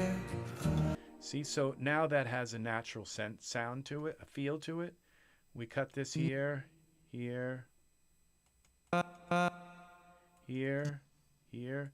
You just want the sections that you're going to, that are this, that you're going to tune. Okay, this, and I think I'll come in here as well, and this. So now we're going to go U. We're going to take these little pieces that blend between the notes and go back to my original recording, the way I sung it originally. These little sections I want to be as natural as possible. And this. Okay, and then these sections, this section's got to be moved up. Up. Z. Okay, so this section, I think it goes here. But my journey has, but my okay, so we're going to go this, this, this. You learn to see the parts. They're like this and that we're going to tune. Okay, now I always get to the end and find out there's a piece, so yeah, I got to cut off here. So this here, and then we might as well do the whole line here. This has got to get cut off there. All right, so now let's try again. This, this, this, this, this, this, this, and that. And we go here to 90% again. 90. And you want it at 90, not at 91. And this one at 70, not at 71 or 69. Okay. And but my journey has only. See how that works there? And these right here, we want them to be original, so we'll undo that. This I want original, and that I want original. So these other parts, I want them the way I sung them. I don't want them tuned even the tiniest bit. You don't even want, if you tune them, they're going to sound, it's going to corrupt them, okay? Because they're not really pitch information, they're more transition information, okay? But my journey has only one. Okay, so it took me a long time to learn that, and in the process I murdered songs. So you know, and I'm you know, so you can see me like applying Melodyne blanketly in previous videos, and that's why this video is called Melodyne Revised. Okay, so we are looking at Melodyne in a different way. So I'm going to take and just cut these like a little bit to give it a little bit more room to flow here, and then we're going to take this and go U again and let it do its thing. And now this one, we want this to, we're gonna tune it just close to 90, to not 100. Again, 90. Now what I'm gonna do is I'm gonna go through this. You know, maybe I'll do this whole vocal and show you how my new way of editing with Melodyne. Okay, and but I'm not going. I have a lot. I have like 10 songs per album times 13 that I have to do this too, and to go through, and so you're not going to see me for a while.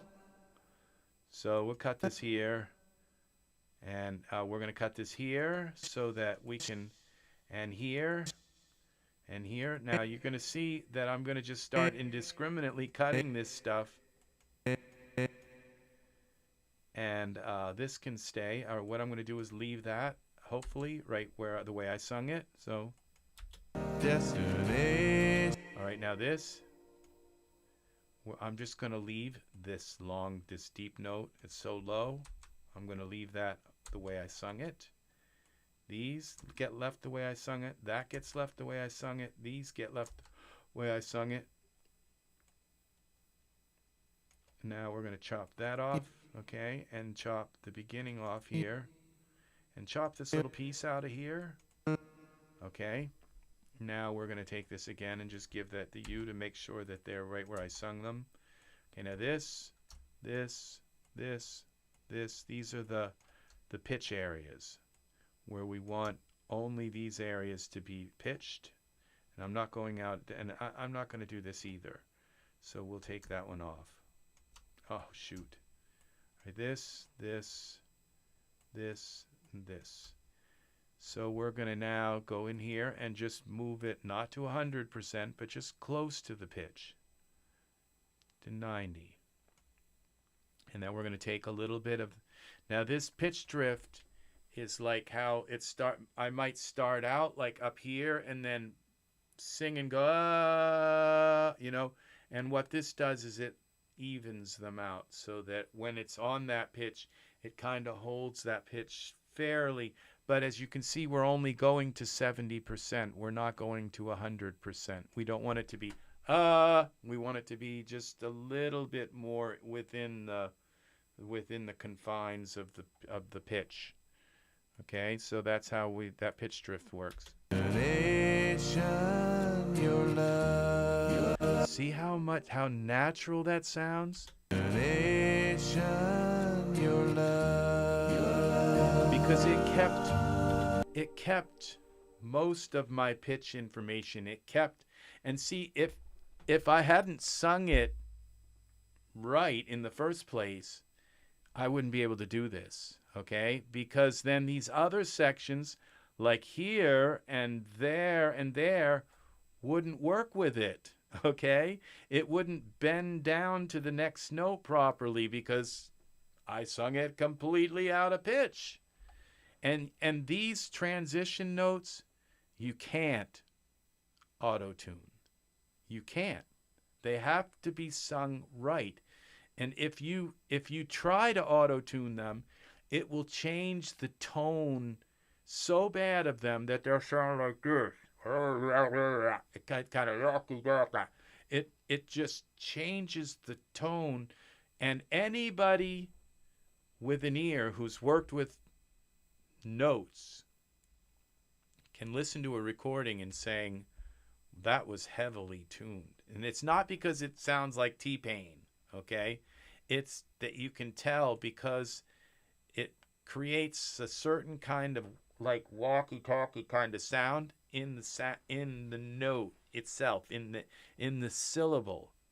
So like here, I might be able to tune this one little note here, I might be able to tune. And then this we're going to cut the end. We'll just cut a little bit here. I might be able to tune this note here. Okay. And I think I'm going to try to tune this whole piece. And then that here and this. And we'll start here. We're going to just leave that. Chop this a little bit here and here. And we're going to leave that just the way I sung it. Okay? Now, Your love. see now, Your love. now if I tune this, okay, like if I go like this and tune it, like this. Now listen, Your love. listen to how it sounds right now. Your love. Now, when I tune it, Your love. Your love. now if you listen to it a little bit, it sounds like there's a little shadow following it around. Okay, it like sounds like a little shadow in there. Your love. It's not the same as this. Your love. Your love. See, that sounds like it's one. Your love. And so that's why, and this isn't an extreme example of it.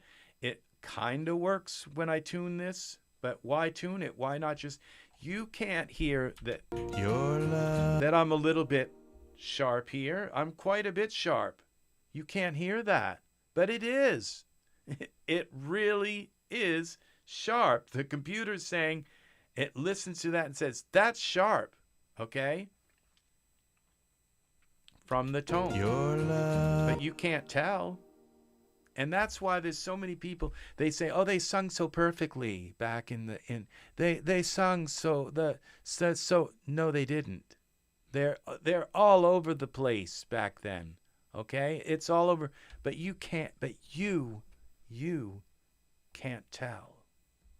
That's the difference, okay? You can't tell. All right? But they were. And someone with a golden ear, someone with a really good ear, now I wouldn't be able to tell like this, that's sharp, okay? But I can listen to the old music, and there are certain parts in songs, like all of a sudden I'll like hear a song today, and suddenly it's like, wow, that they fixed that note. It's not there anymore. Somebody went into that old song and they auto-tuned that note. Yeah, and that's what they're doing today. So they're going back and auto-tuning your favorite songs that never used auto-tune. Yeah. Your love. Because they were out. Because they... Your love. I think I want to let this right here breathe. Your love. Your love. Okay, now this right here has got to be done. All right, so now I can't hear this right here when I go here. That's the original. That's how I sung it. Your love. That note, you can't tell. It's out. It's flat. Your love. It's flat here. It's sharp there. And then it's flat again there. Your love. You can't tell. You can't tell. I can't when I close my eyes. Your love. I can't tell. It's there. That's the thing. It's like, and that's what passed in the was things that were out. They were out of tune. They were not perfect, but they passed. And when you hear it, you think it's just fine. But it's slightly out. They're not perfect. And the man with the golden ear wasn't perfect either. But probably more perfect than I am. But Your love. now all I did was brought this up a little bit and brought that down a little bit, and that's still a little low there, but it's okay. Okay? And I centered this, not 100%. So it's still a little bit out, but and that gives it my interpretation to say, I thought that this line needed to be a little flat, okay, or a little sharp, okay? Your love. So everybody's happy. Everybody gets, so you get a little bit of that tiny bit of imperfection, that human touch, okay? You get a little bit of that. And you get a little bit also of that, of it being more accurate, okay? Your love is where. Now, if you listen to this, Your love is where. now we go undo that. Okay, now if you listen to this, this was tuned. Now you can hear that wonkiness in there. Is where. Is where. Is where. Is where. There's like a shadow. I can hear it. It's like a shadow that says this is wrong. This has been tuned. Okay, now when I go like this is the way I sung it. Is where. Is where. Now it doesn't have that kind of wonky sound to it. Is. But it's out of tune. Okay, so And you know what? I'm just going to leave it. is where I'm going to leave it the way I sung it. Okay? Because there's something in my brain that said is where is where. now this right here is one of those notes that going to give me all hell. All right, so we're going to go U. Is where I want. Now that's the way I sung it. Is where I want. Is where I want.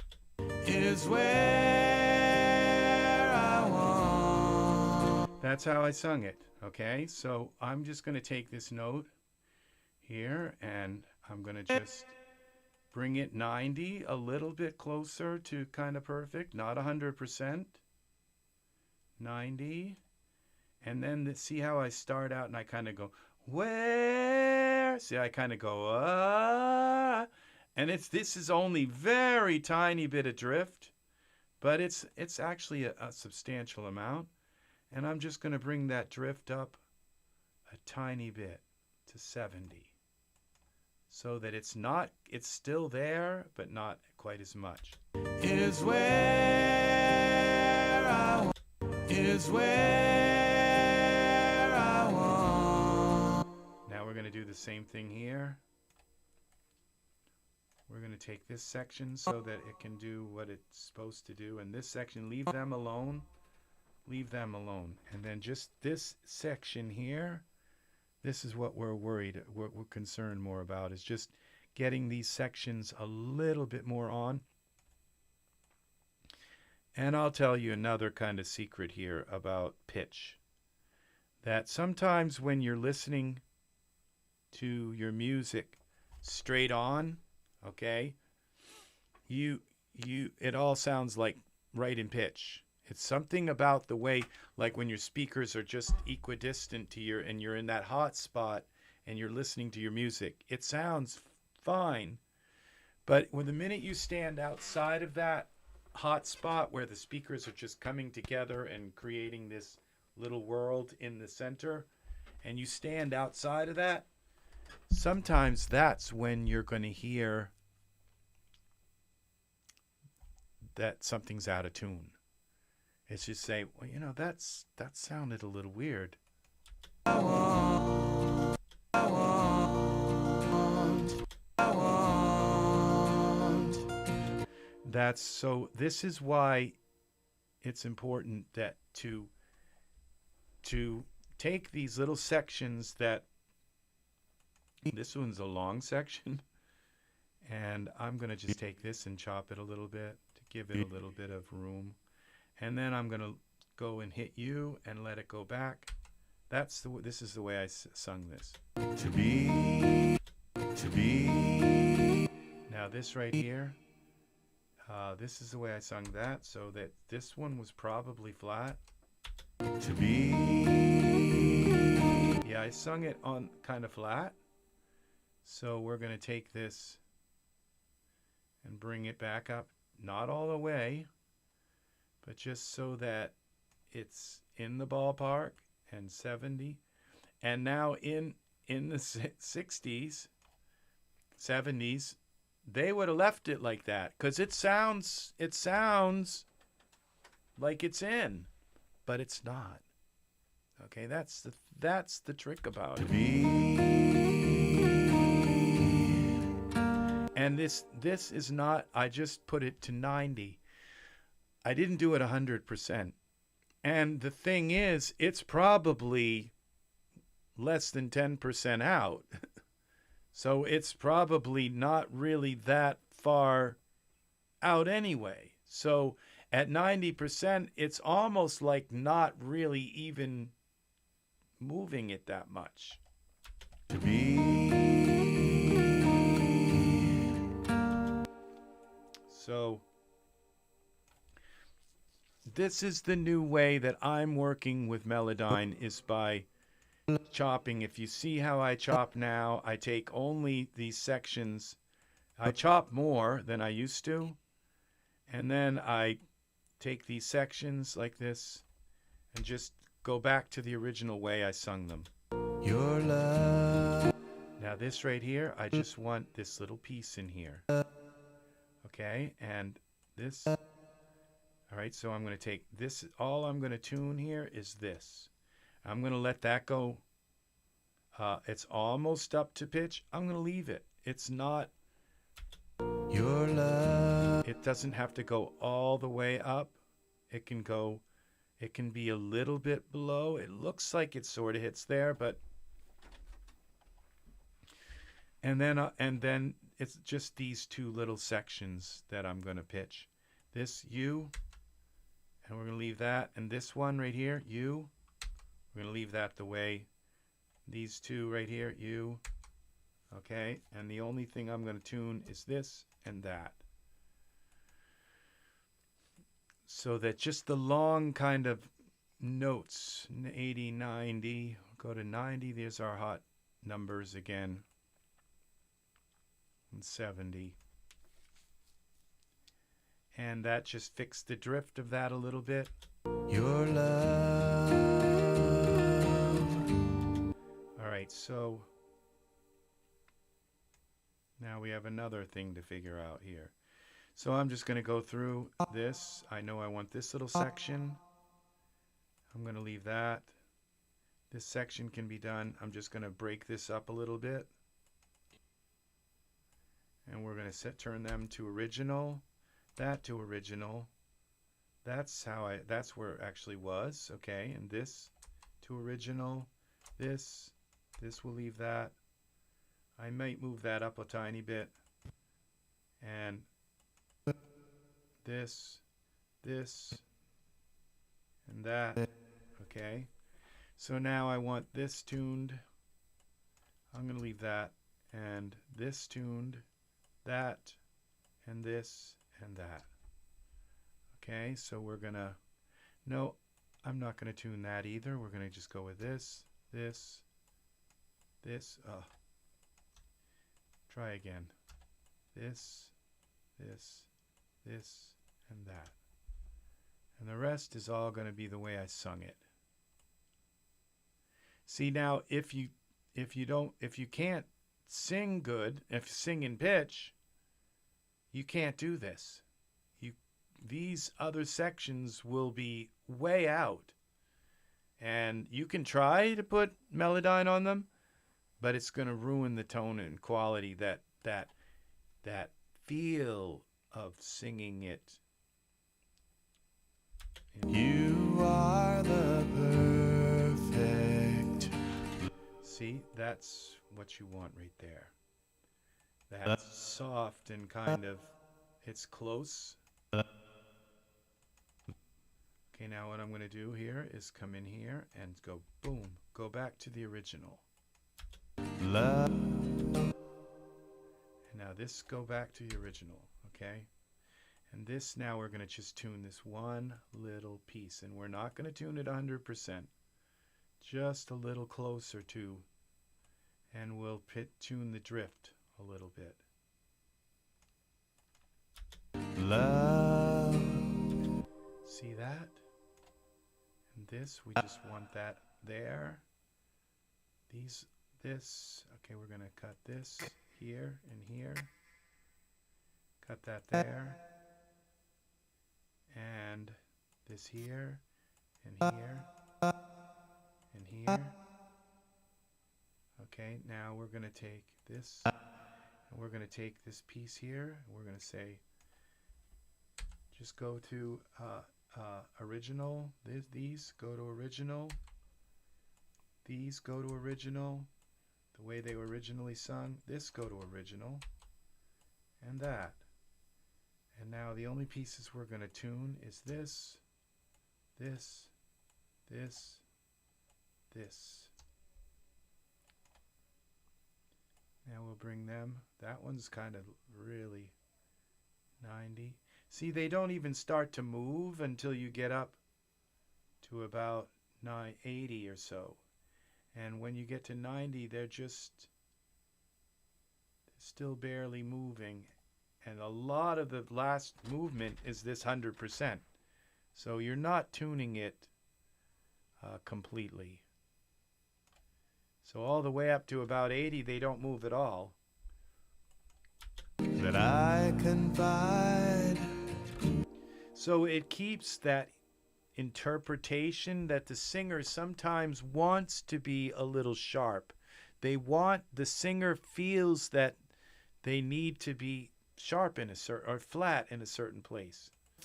And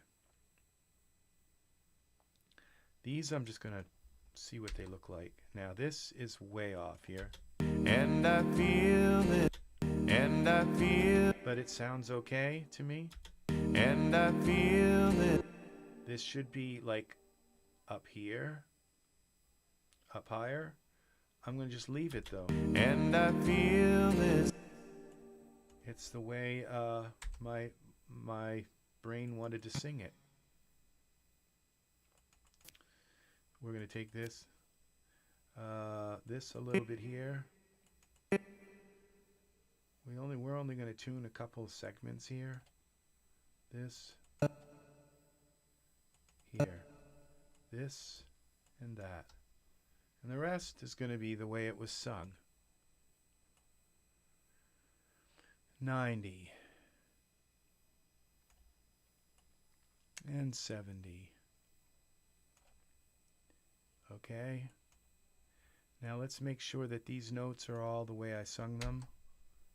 This, that, these two, and that, and these.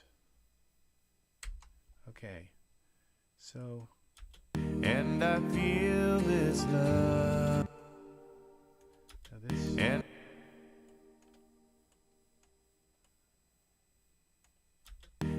I feel this love. And I feel this love. Now about timing, okay, and volume of notes and stuff. Like this is these are a little loud. And I feel this love.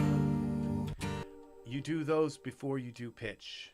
You go through and do your timing, okay, and you can mess with it a little bit, but once you've chopped these all into little pieces, it's really hard to do timing. When I'm okay, now this. All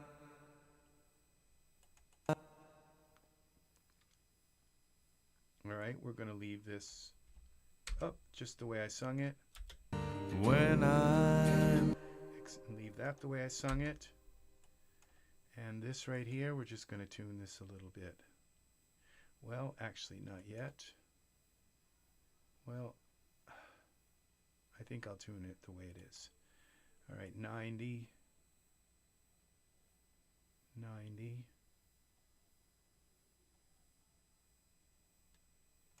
I wish I could just go boom, hit a key, and it would like 90, 70 it for me. But it's not that age yet. When I'm Now this part's a little too loud, I think. When I'm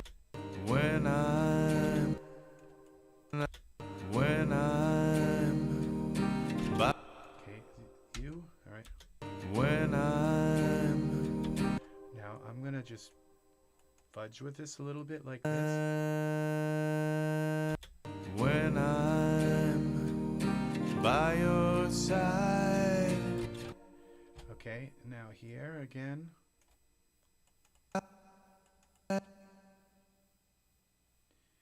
Here. Okay, I'm going to leave these all the way they are, except this one's going to come up a little bit. When I'm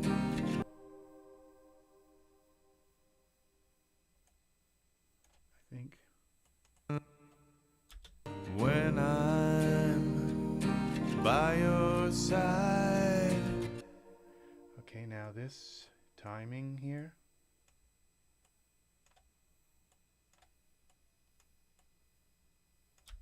When I'm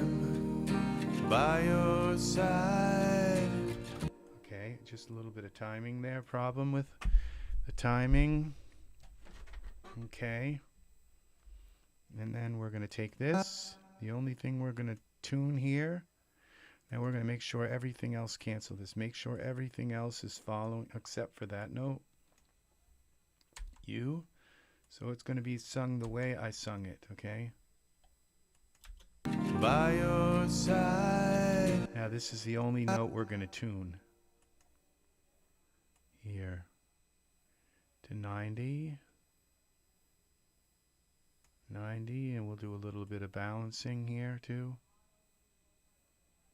70. By your side. Okay, so only one note was tuned. The rest is the way I sung it. There. One note, and it wasn't tuned 100% to, that's a G. It wasn't tuned 100% to G. It was only tuned 90% to a G. So now this here, U, I think I'm going to leave that. The warmth of your okay, and this, that. The warmth of your touch. This. And this, I guess. This. And what we're going to do is we'll go with the whole thing here. With where it's at 100%, we're going to bring it down to 90. And then we'll bring this up to 70 again. Funny how those numbers just work. If you think, oh, well, why not just go at 100%? No, do not, okay? Because you're going to, what's going to happen if you do that? It's kind of forces your voice into a place that's not natural, okay? It's because it wasn't sung like that. So it takes your voice a far away from place from where you sung it, further away. And the further away that you use tuning to move your voice from the natural place, the less natural you're going to sound. So that's why, like, I'm leaving these beginning notes the way I sung them, leaving those the way I sung them, leaving that the way I sung it. And these right here, the only thing that's getting changed are the notes that kind of sustain on the pitch. So here we go. There's some more. 70, 90. Now you'll see them moving. And 70.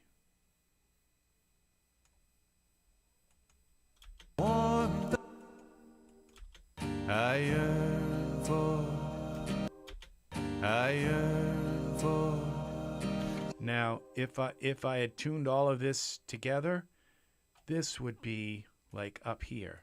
I yearn for. That's not how I sung it. Okay? I sung it like this. I yearn for. See, I went down with my note. So much. I bend my voice a lot. Okay. So we're going to leave that, and we're just going to tune this. 90,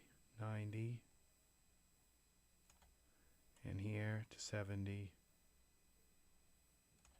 Okay. So much. Now right here, this note. Every time. Now when I hear that note, I can tell it's been tuned, and this note is not supposed to be tuned. Okay, this note has got to be untuned. Every time. Now it sounds right. See, I can hear that. I can hear that that note was tuned and you can't tune this kind of note. You might be able to tune this little section of it, but that's it. And it already goes to what is that? An E flat, or it already goes to F, to E. No, it goes to E flat. So it's already going up and hitting in there. That's enough. Every time. All these people who hate, they can't tell when something's out of tune. These people that hate auto-tune can't tell that the old music's out of tune. Every time I think of you. All right, so I'm gonna leave these.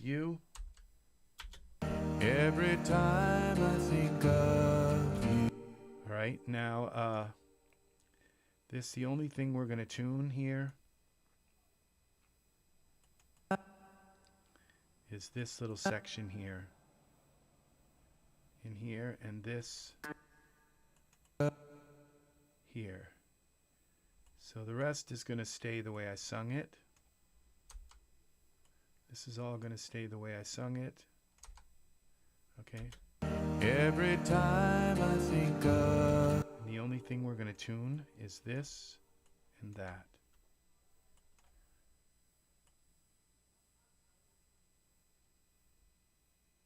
$90.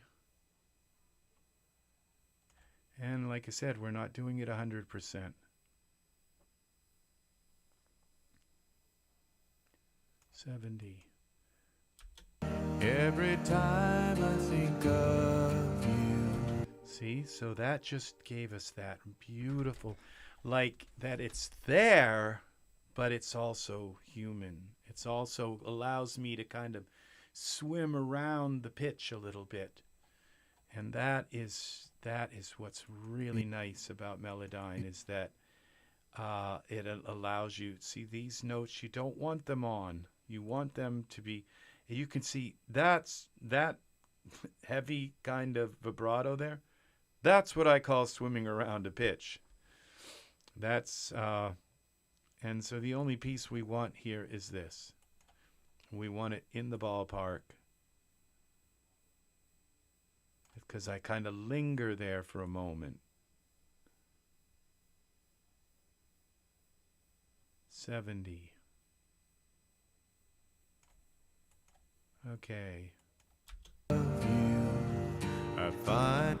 Now make sure that this is, yeah, actually it's lower. And this, okay. And this, make sure that these are. I think of you. I find the. All right.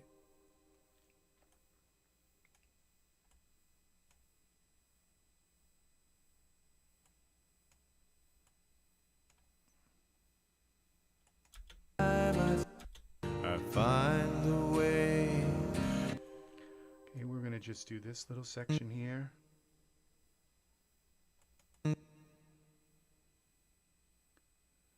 And we're going to leave all of this natural and that natural. And the only thing we're going to tune is this. 90.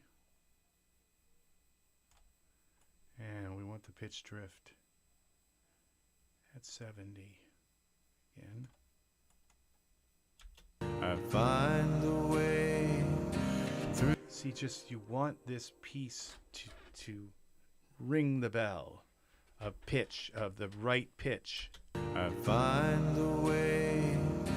And it doesn't matter that this kind of goes away, takes you away from that pitch, as long as you ring the bell, as long as you get the hoop around the little notch thing, you know, it's. So now I have to go and do the same thing. Now you can see this is a prime place to get. Now these parts, here's another one right here where it's kind of saying, bring me to the right pitch right here, okay? These, we leave these the way they are. This, we can leave that, and this. But this piece right here is saying, you know, and that one is saying, get us to close to the pitch. Not 100%, but close enough where you can't tell at all. 70 and 90. Here we go. I find the way through to your love. See that? That's so awesome how that works. We're just going to leave it. We'll divide these, but we're going to just run them back to you so that these are the way I sung them. We're going to leave that the way I sung it. And then this, I have like a piece in here. I'm going to bring that back. And then I'm going to take this piece out. And we're going to use, so that one goes to where I sung it. Now this one we're going to tune a little bit to 90. And we're going to give it a pitch drift of 70. So it still drifts a little bit, but not, it drifts quite a bit actually. Your love. If you flatten that right out, you're going to ruin the tone of your, you might get a nice pitch thing, but you're going to ruin the timbre and the tone and the stability of the note.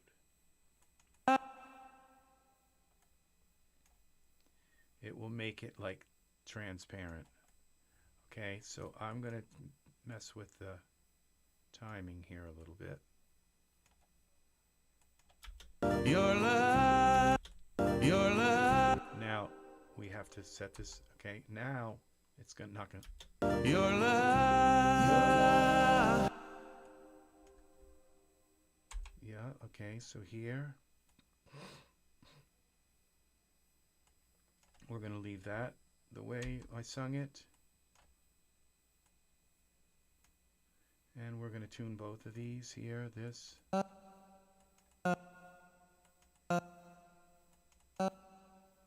we're going to do this, this, and that. All right. 90.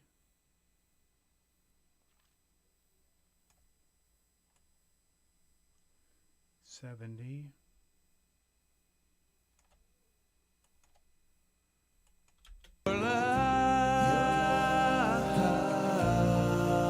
Now it's not perfect. Okay, now what I'm going to do is turn that down a little bit.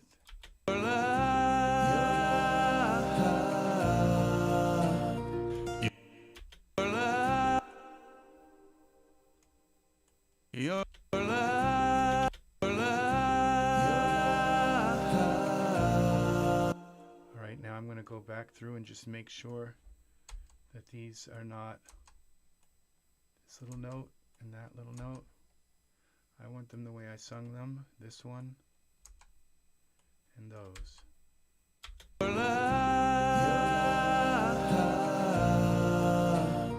Your love. And you know, it could be argued that, you know, these singers in the 60s and 70s, they couldn't do this with their, they probably would have liked to have just stickered with certain notes to make them a little bit closer to and so that their fans, and you know, I'm being kind of kind, because there are notes that are atrociously out, okay? And in songs that sold 1 million copies, okay? There I can tell you notes in songs that just listen to that note. It's like way off. It's like they listening? They just couldn't hear something. I don't know, the backing track was too loud or something. So yeah. They just couldn't hear it. So now this one. Your love. Now I go quite sharp here. Your love. But I'm going to just leave it. So, it's like, yeah, that's the thing, is that you don't have to tune everything. Some things you can leave a little bit out, and as long as it's quick, it's fine. Now this is a long note, so I want this long note to have a fairly good. Your love.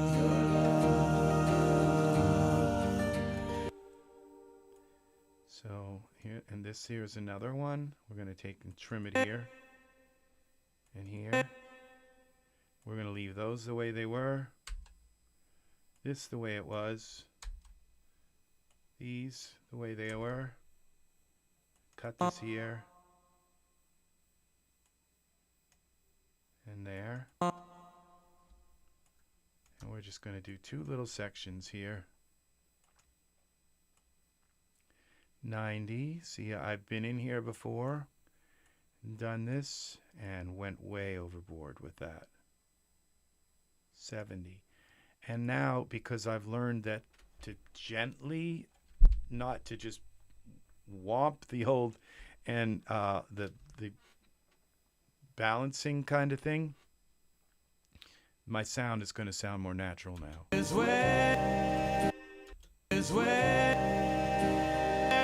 Sometimes it doesn't fit, make it into the event list here. That's, to me, it sounds more human there. It sounds a little bit sounds a little bit out of tune, a tiny, to my ear, but it's okay.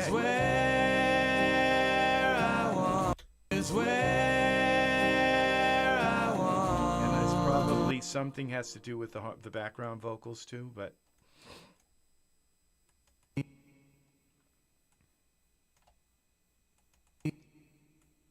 I'm going to come in a little bit further. All right, and then we're going to leave these natural, that natural, and we're just going to mess with this little. So I'm almost done here. We're going to bring that down. See, I had that way too high. Up over 80. And this is going to be 90, okay. To be. See, it drifts a little bit. See, I can hear it. You see how it goes down there and drifts a little, goes way down here. And yeah, it's okay.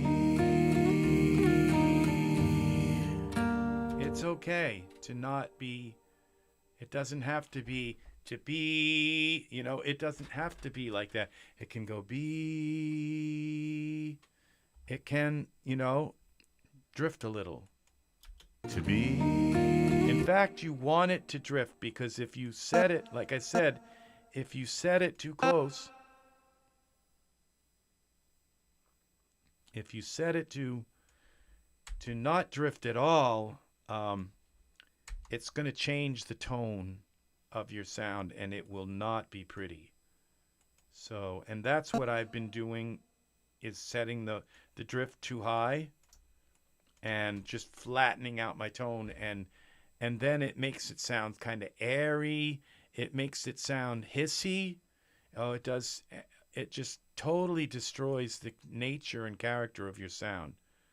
So this 90, 70, don't go higher than 70 on, like, every once in a while you can go higher if something drifts way out, but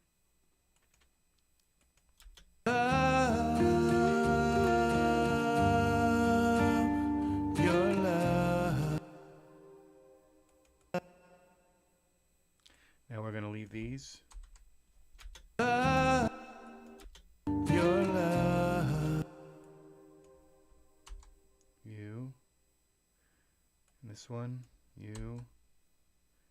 And then this, cut it here. This one, you. And we cut it here. And you on that. All right. So we're only going to do this and that here. So this is the revised Melodyne way that I'm recommending using Melodyne, which means you gotta sing your stuff in tune.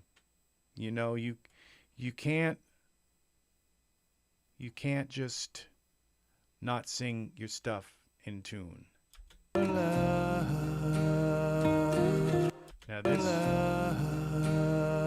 this right here is one example where I have to come in here more and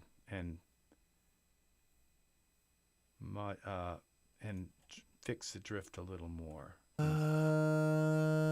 little more than 70.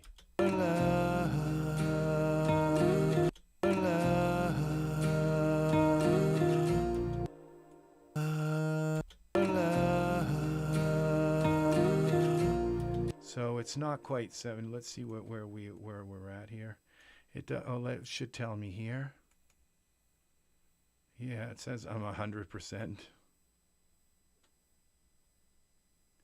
We'll go to 80. See what 80. 85. All right, well that sounds okay. So I had to go a little bit. So every once in a while, now we got a little click here. Go through and look at your breaths and make sure there aren't any clicks.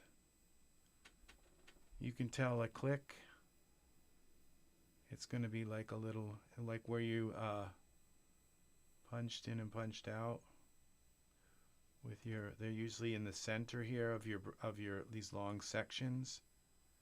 Look for little clicks. You don't want to click in your sound. Now look at this. There's something here. Perfect. That's not a click. That's a T. Perfect. Perfect.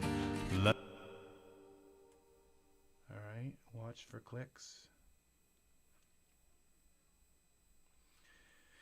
So now, and here's something else here. I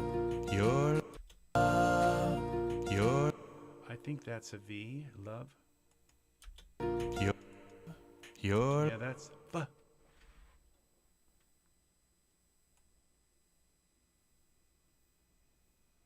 I don't see any T's. I think I've already gone through some of this stuff, some of these.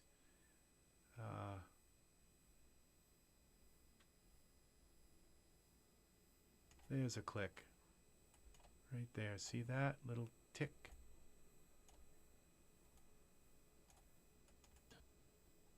We're going to just delete that out if I can. Delete. I don't think I can. No Z. So I just have to silence it like this. Okay. If I hadn't looked, there's a little tiny click there too. See that? Just going to get rid of those little clicks. There's another one. Let's see. That's definitely a click. So we're going to go here. I might have to bring this over just so it doesn't interfere with my breath starting.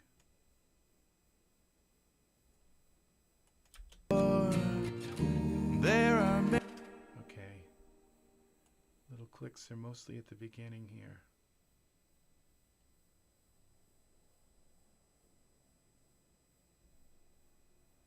Okay, and then we don't need this long section here at the beginning. Delete that. No, it's not letting me delete these pieces. Sometimes it does, and sometimes it doesn't let you delete them. All right, that's good. All right, so save this. So now I have these unison parts.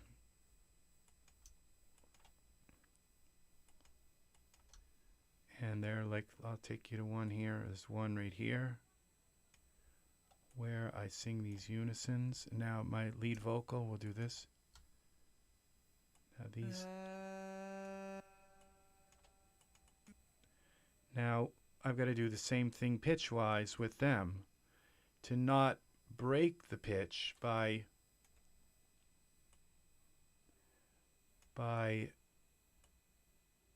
moving them, doing too much, just doing the same sections because these are unison parts. If you listen, you can hear that I'm singing it twice. Every road has windings.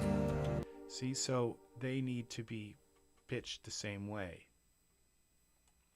So it's work. Yeah, this years ago, these singers had engineers to come in and edit their music and to do this, to do the really tedious, editing with reel-to-reels and stuff and all kinds of stuff like that. Every road, your life. Now this piece right here, I can tell right now if I come in here. Let's see how many pieces are here. There's just one here. So we come here and we do this. And then we go here. And we go to the 90, not 100%. And 70. 70. And now we have this one fixed. Your life. And this right here, we're going to do the same thing. We just want this little center section to be right, okay? Just so that it's not a discerning difference in pitch, but it's not perfectly in pitch so that they just like when two things are in pitch, they almost like cancel each other out, or they start to conflict because they're trying to occupy the same place at the same time. And if you leave them with a little bit of human element, then they're going to complement each other rather than fight each other. Now this right here.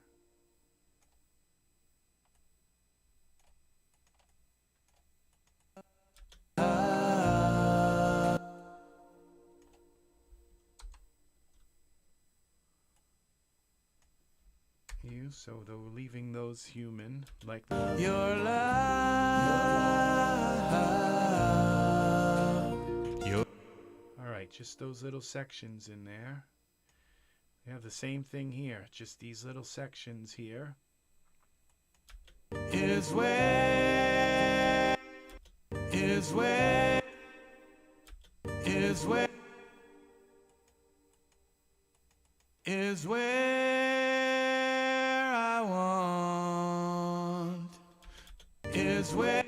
So I'm going to end this here, but this is not where my work stops. I'm going to be working until like 5 in the morning, 6 in the morning, sleep for a few hours, get back up, go back to editing, and I have 13 albums to put out. So I have a lot of editing to do. And I want my albums to be pleasant for people to hear.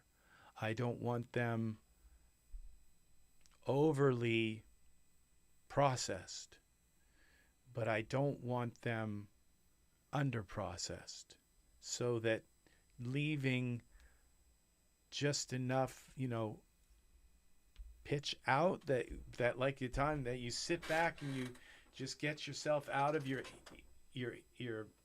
speaker thing, and then you listen to a note and you say, that's kind of out, and that's where coming into Melodyne and using auto-tune can help. And to just, you don't want to bring it 100%, but 90% is just on certain sections and spots. And so these parts right here, I want them the way I sung them, okay? Is where. And then these I want them the way I sung them. Is where I want. And then these sections right here, this one here, here, this section here, those two sections. We're going to go to 90 and 70. 70 comes before 71. Where I want. And then we have these two sections here. See, my brain doesn't stop working on this stuff. It has to keep going and keep progressing until my albums are done. So this is going to be at 90 and 100% at 70. Unless something says it. I want. So here we go. Is where I want. Now let's do this one more time here. Make sure they're all human. Those were off a little bit. And this. There we go. So these are all sung the way I sung them. This is sung the way I sung it. That's sung the way I sung it. And just the only sections that have been tuned a tiny bit is this section and that section. All right? That's Is where I want to be. and so and that's the doubling section. That's the part where they said, "Oh, just double your voice and then shut it off, then move it a tiny bit so that it sounds like it's not the same exact singing." Like, don't do that. Get the singer and make them sing it again. Okay? Sing it twice. That's how you do doubling. Okay? That's how you dub your voice. You don't copy your voice and try to throw it off. That is just not the way to do it. Okay? It's just sing it again. That's and record it again. That's what dubbing is. It's doing. And that still doesn't mean that there aren't going to be mono compatibility issues and everything. So, and I'm right now still out on the whole mono compatibility issue, okay, because some things just sound better when they're out of phase. And how to handle that is as in my old age, I have been told before, never leave something out of phase in your song, ever. Never, ever. And now I'm at the place in my life where some things sound better out of phase, and especially reverb and all. And then, and when everything gets mixed in together, it's like a big pool of stuff. And things that are out of phase are mixing with things that are in phase, and you're getting a different critter at the end. It's something that's, the things that are in phase are making the things that are out of phase into phase. And so what happens is sometimes it's better to just make sure that your song has the right, that just setting the phase. That's just kind of my latest, that's the way my albums are going to be done, is that some things in my albums are going to be out of phase. But the overall phase of the song, I always check. Like with this song right here, when you come Is in, where I want. right here is where the phase is done. Is where I want. And see, this song is in phase. To be. Little bits and pieces that aren't. See, no phase problem, but I have things in the song that are completely out of phase. They're just out of phase. Like I can show you. Is where. This right here, this rematrix. Okay, let's put a phase. The imager. Okay, where's the imager? Check this out. Is where That's completely out of phase, my reverb. to be is where Now it's out of phase. Now if I take this and put this in phase, okay, by bringing this up a little bit. Okay. Oh, I'm going the wrong way here.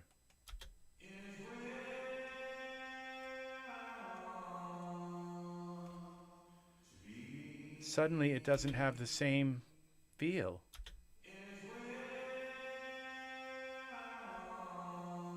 Versus, so we bypass here. That's just so much nicer. So do I leave it? Do I leave it out of phase? And my answer lately has been, yeah, you leave it out of phase. So and that's the same way with a lot of instruments. And so what's going to happen is possibly if somebody listens to your song in mono, the reverb may just disappear. It could. So, but the thing is that most of I don't know anybody except the supermarket that listens and the elevator that plays my music in mono. Everybody listens to my music on earbuds the same way I do. So that's my current thinking, because I keep asking questions in forums and saying, do I have to make everything in phase? Nobody knows the answer to that except the guy in Germany who said, always never leave anything in your song out of phase. Never. And for many years, that's the way I made my songs. But lately, I've been just saying, this sounds better. where I want to be. It just sounds better. So, for some reason, reverbs and certain things, but then when you go into looking at the whole song and the phase of the whole song here, it doesn't show that there's anything out of phase. Is where I want to be. Except when I stop singing and the music stops for a moment, and you hear there's this moment, a little dip, where all you're hearing is that echo, and it doesn't go that far out. Like when I stop it, you see that? That's the echo. But the song doesn't naturally stop like that. So everything else is holding that out of phase thing in phase. Everything else is mixing with it. So if I'm wrong about this, I wish some engineer would tell me about it and say, well, it's actually all at a certain frequency that it's out of phase, and those frequencies will meet and cancel them out, even though the rest of the song will play. That level of frequency will interact with itself when it's put in mono. Yeah, that's what my brain thinks, is that they'll still cancel even though they're all mixing into the song. They're mixing overall, but they're not mixing at that level of frequency, the kilohertz level where that reverb is shining, so to speak. So, yeah, there's the whole issue of phase. So, if you know anything about phase, and if you'd like, please leave a comment about phase, what your thoughts are on phase, leaving things out of phase in the song. And I mean, just don't make stuff up. Just tell me, from a mathematical and scientific perception. It's like, I like things out of phase too. Yeah, well, that's just what I'm saying. It just sounds better. And I'm just tired of dulling down my songs and taking the all of the kind of deliciousness out of them just so that they can be played in mono. Some of these sounds have like some of the and it's like, why are all the synthesizer players releasing all their sound, a lot of their sounds out of phase? Because they sound better. And that's what we're trying to do, is delight people with really delicious sounds. So, all right, my throat's getting dry. So, all right. Well, that's my rant for the day. This is RexRed saying so long for now. Thank you for watching. And I will see you again in the next video. Hopefully have my voice so it's not getting all crackly. My room is getting dry. So thank you for watching. I hope you learned something. If you have questions about releasing an album or Melodyne, this is a revised video, so take all my previous use of Melodyne and throw it out the window. This is the way to use Melodyne from now on, okay? Is just find those little sections of your sound and just tune them and leave the rest alone.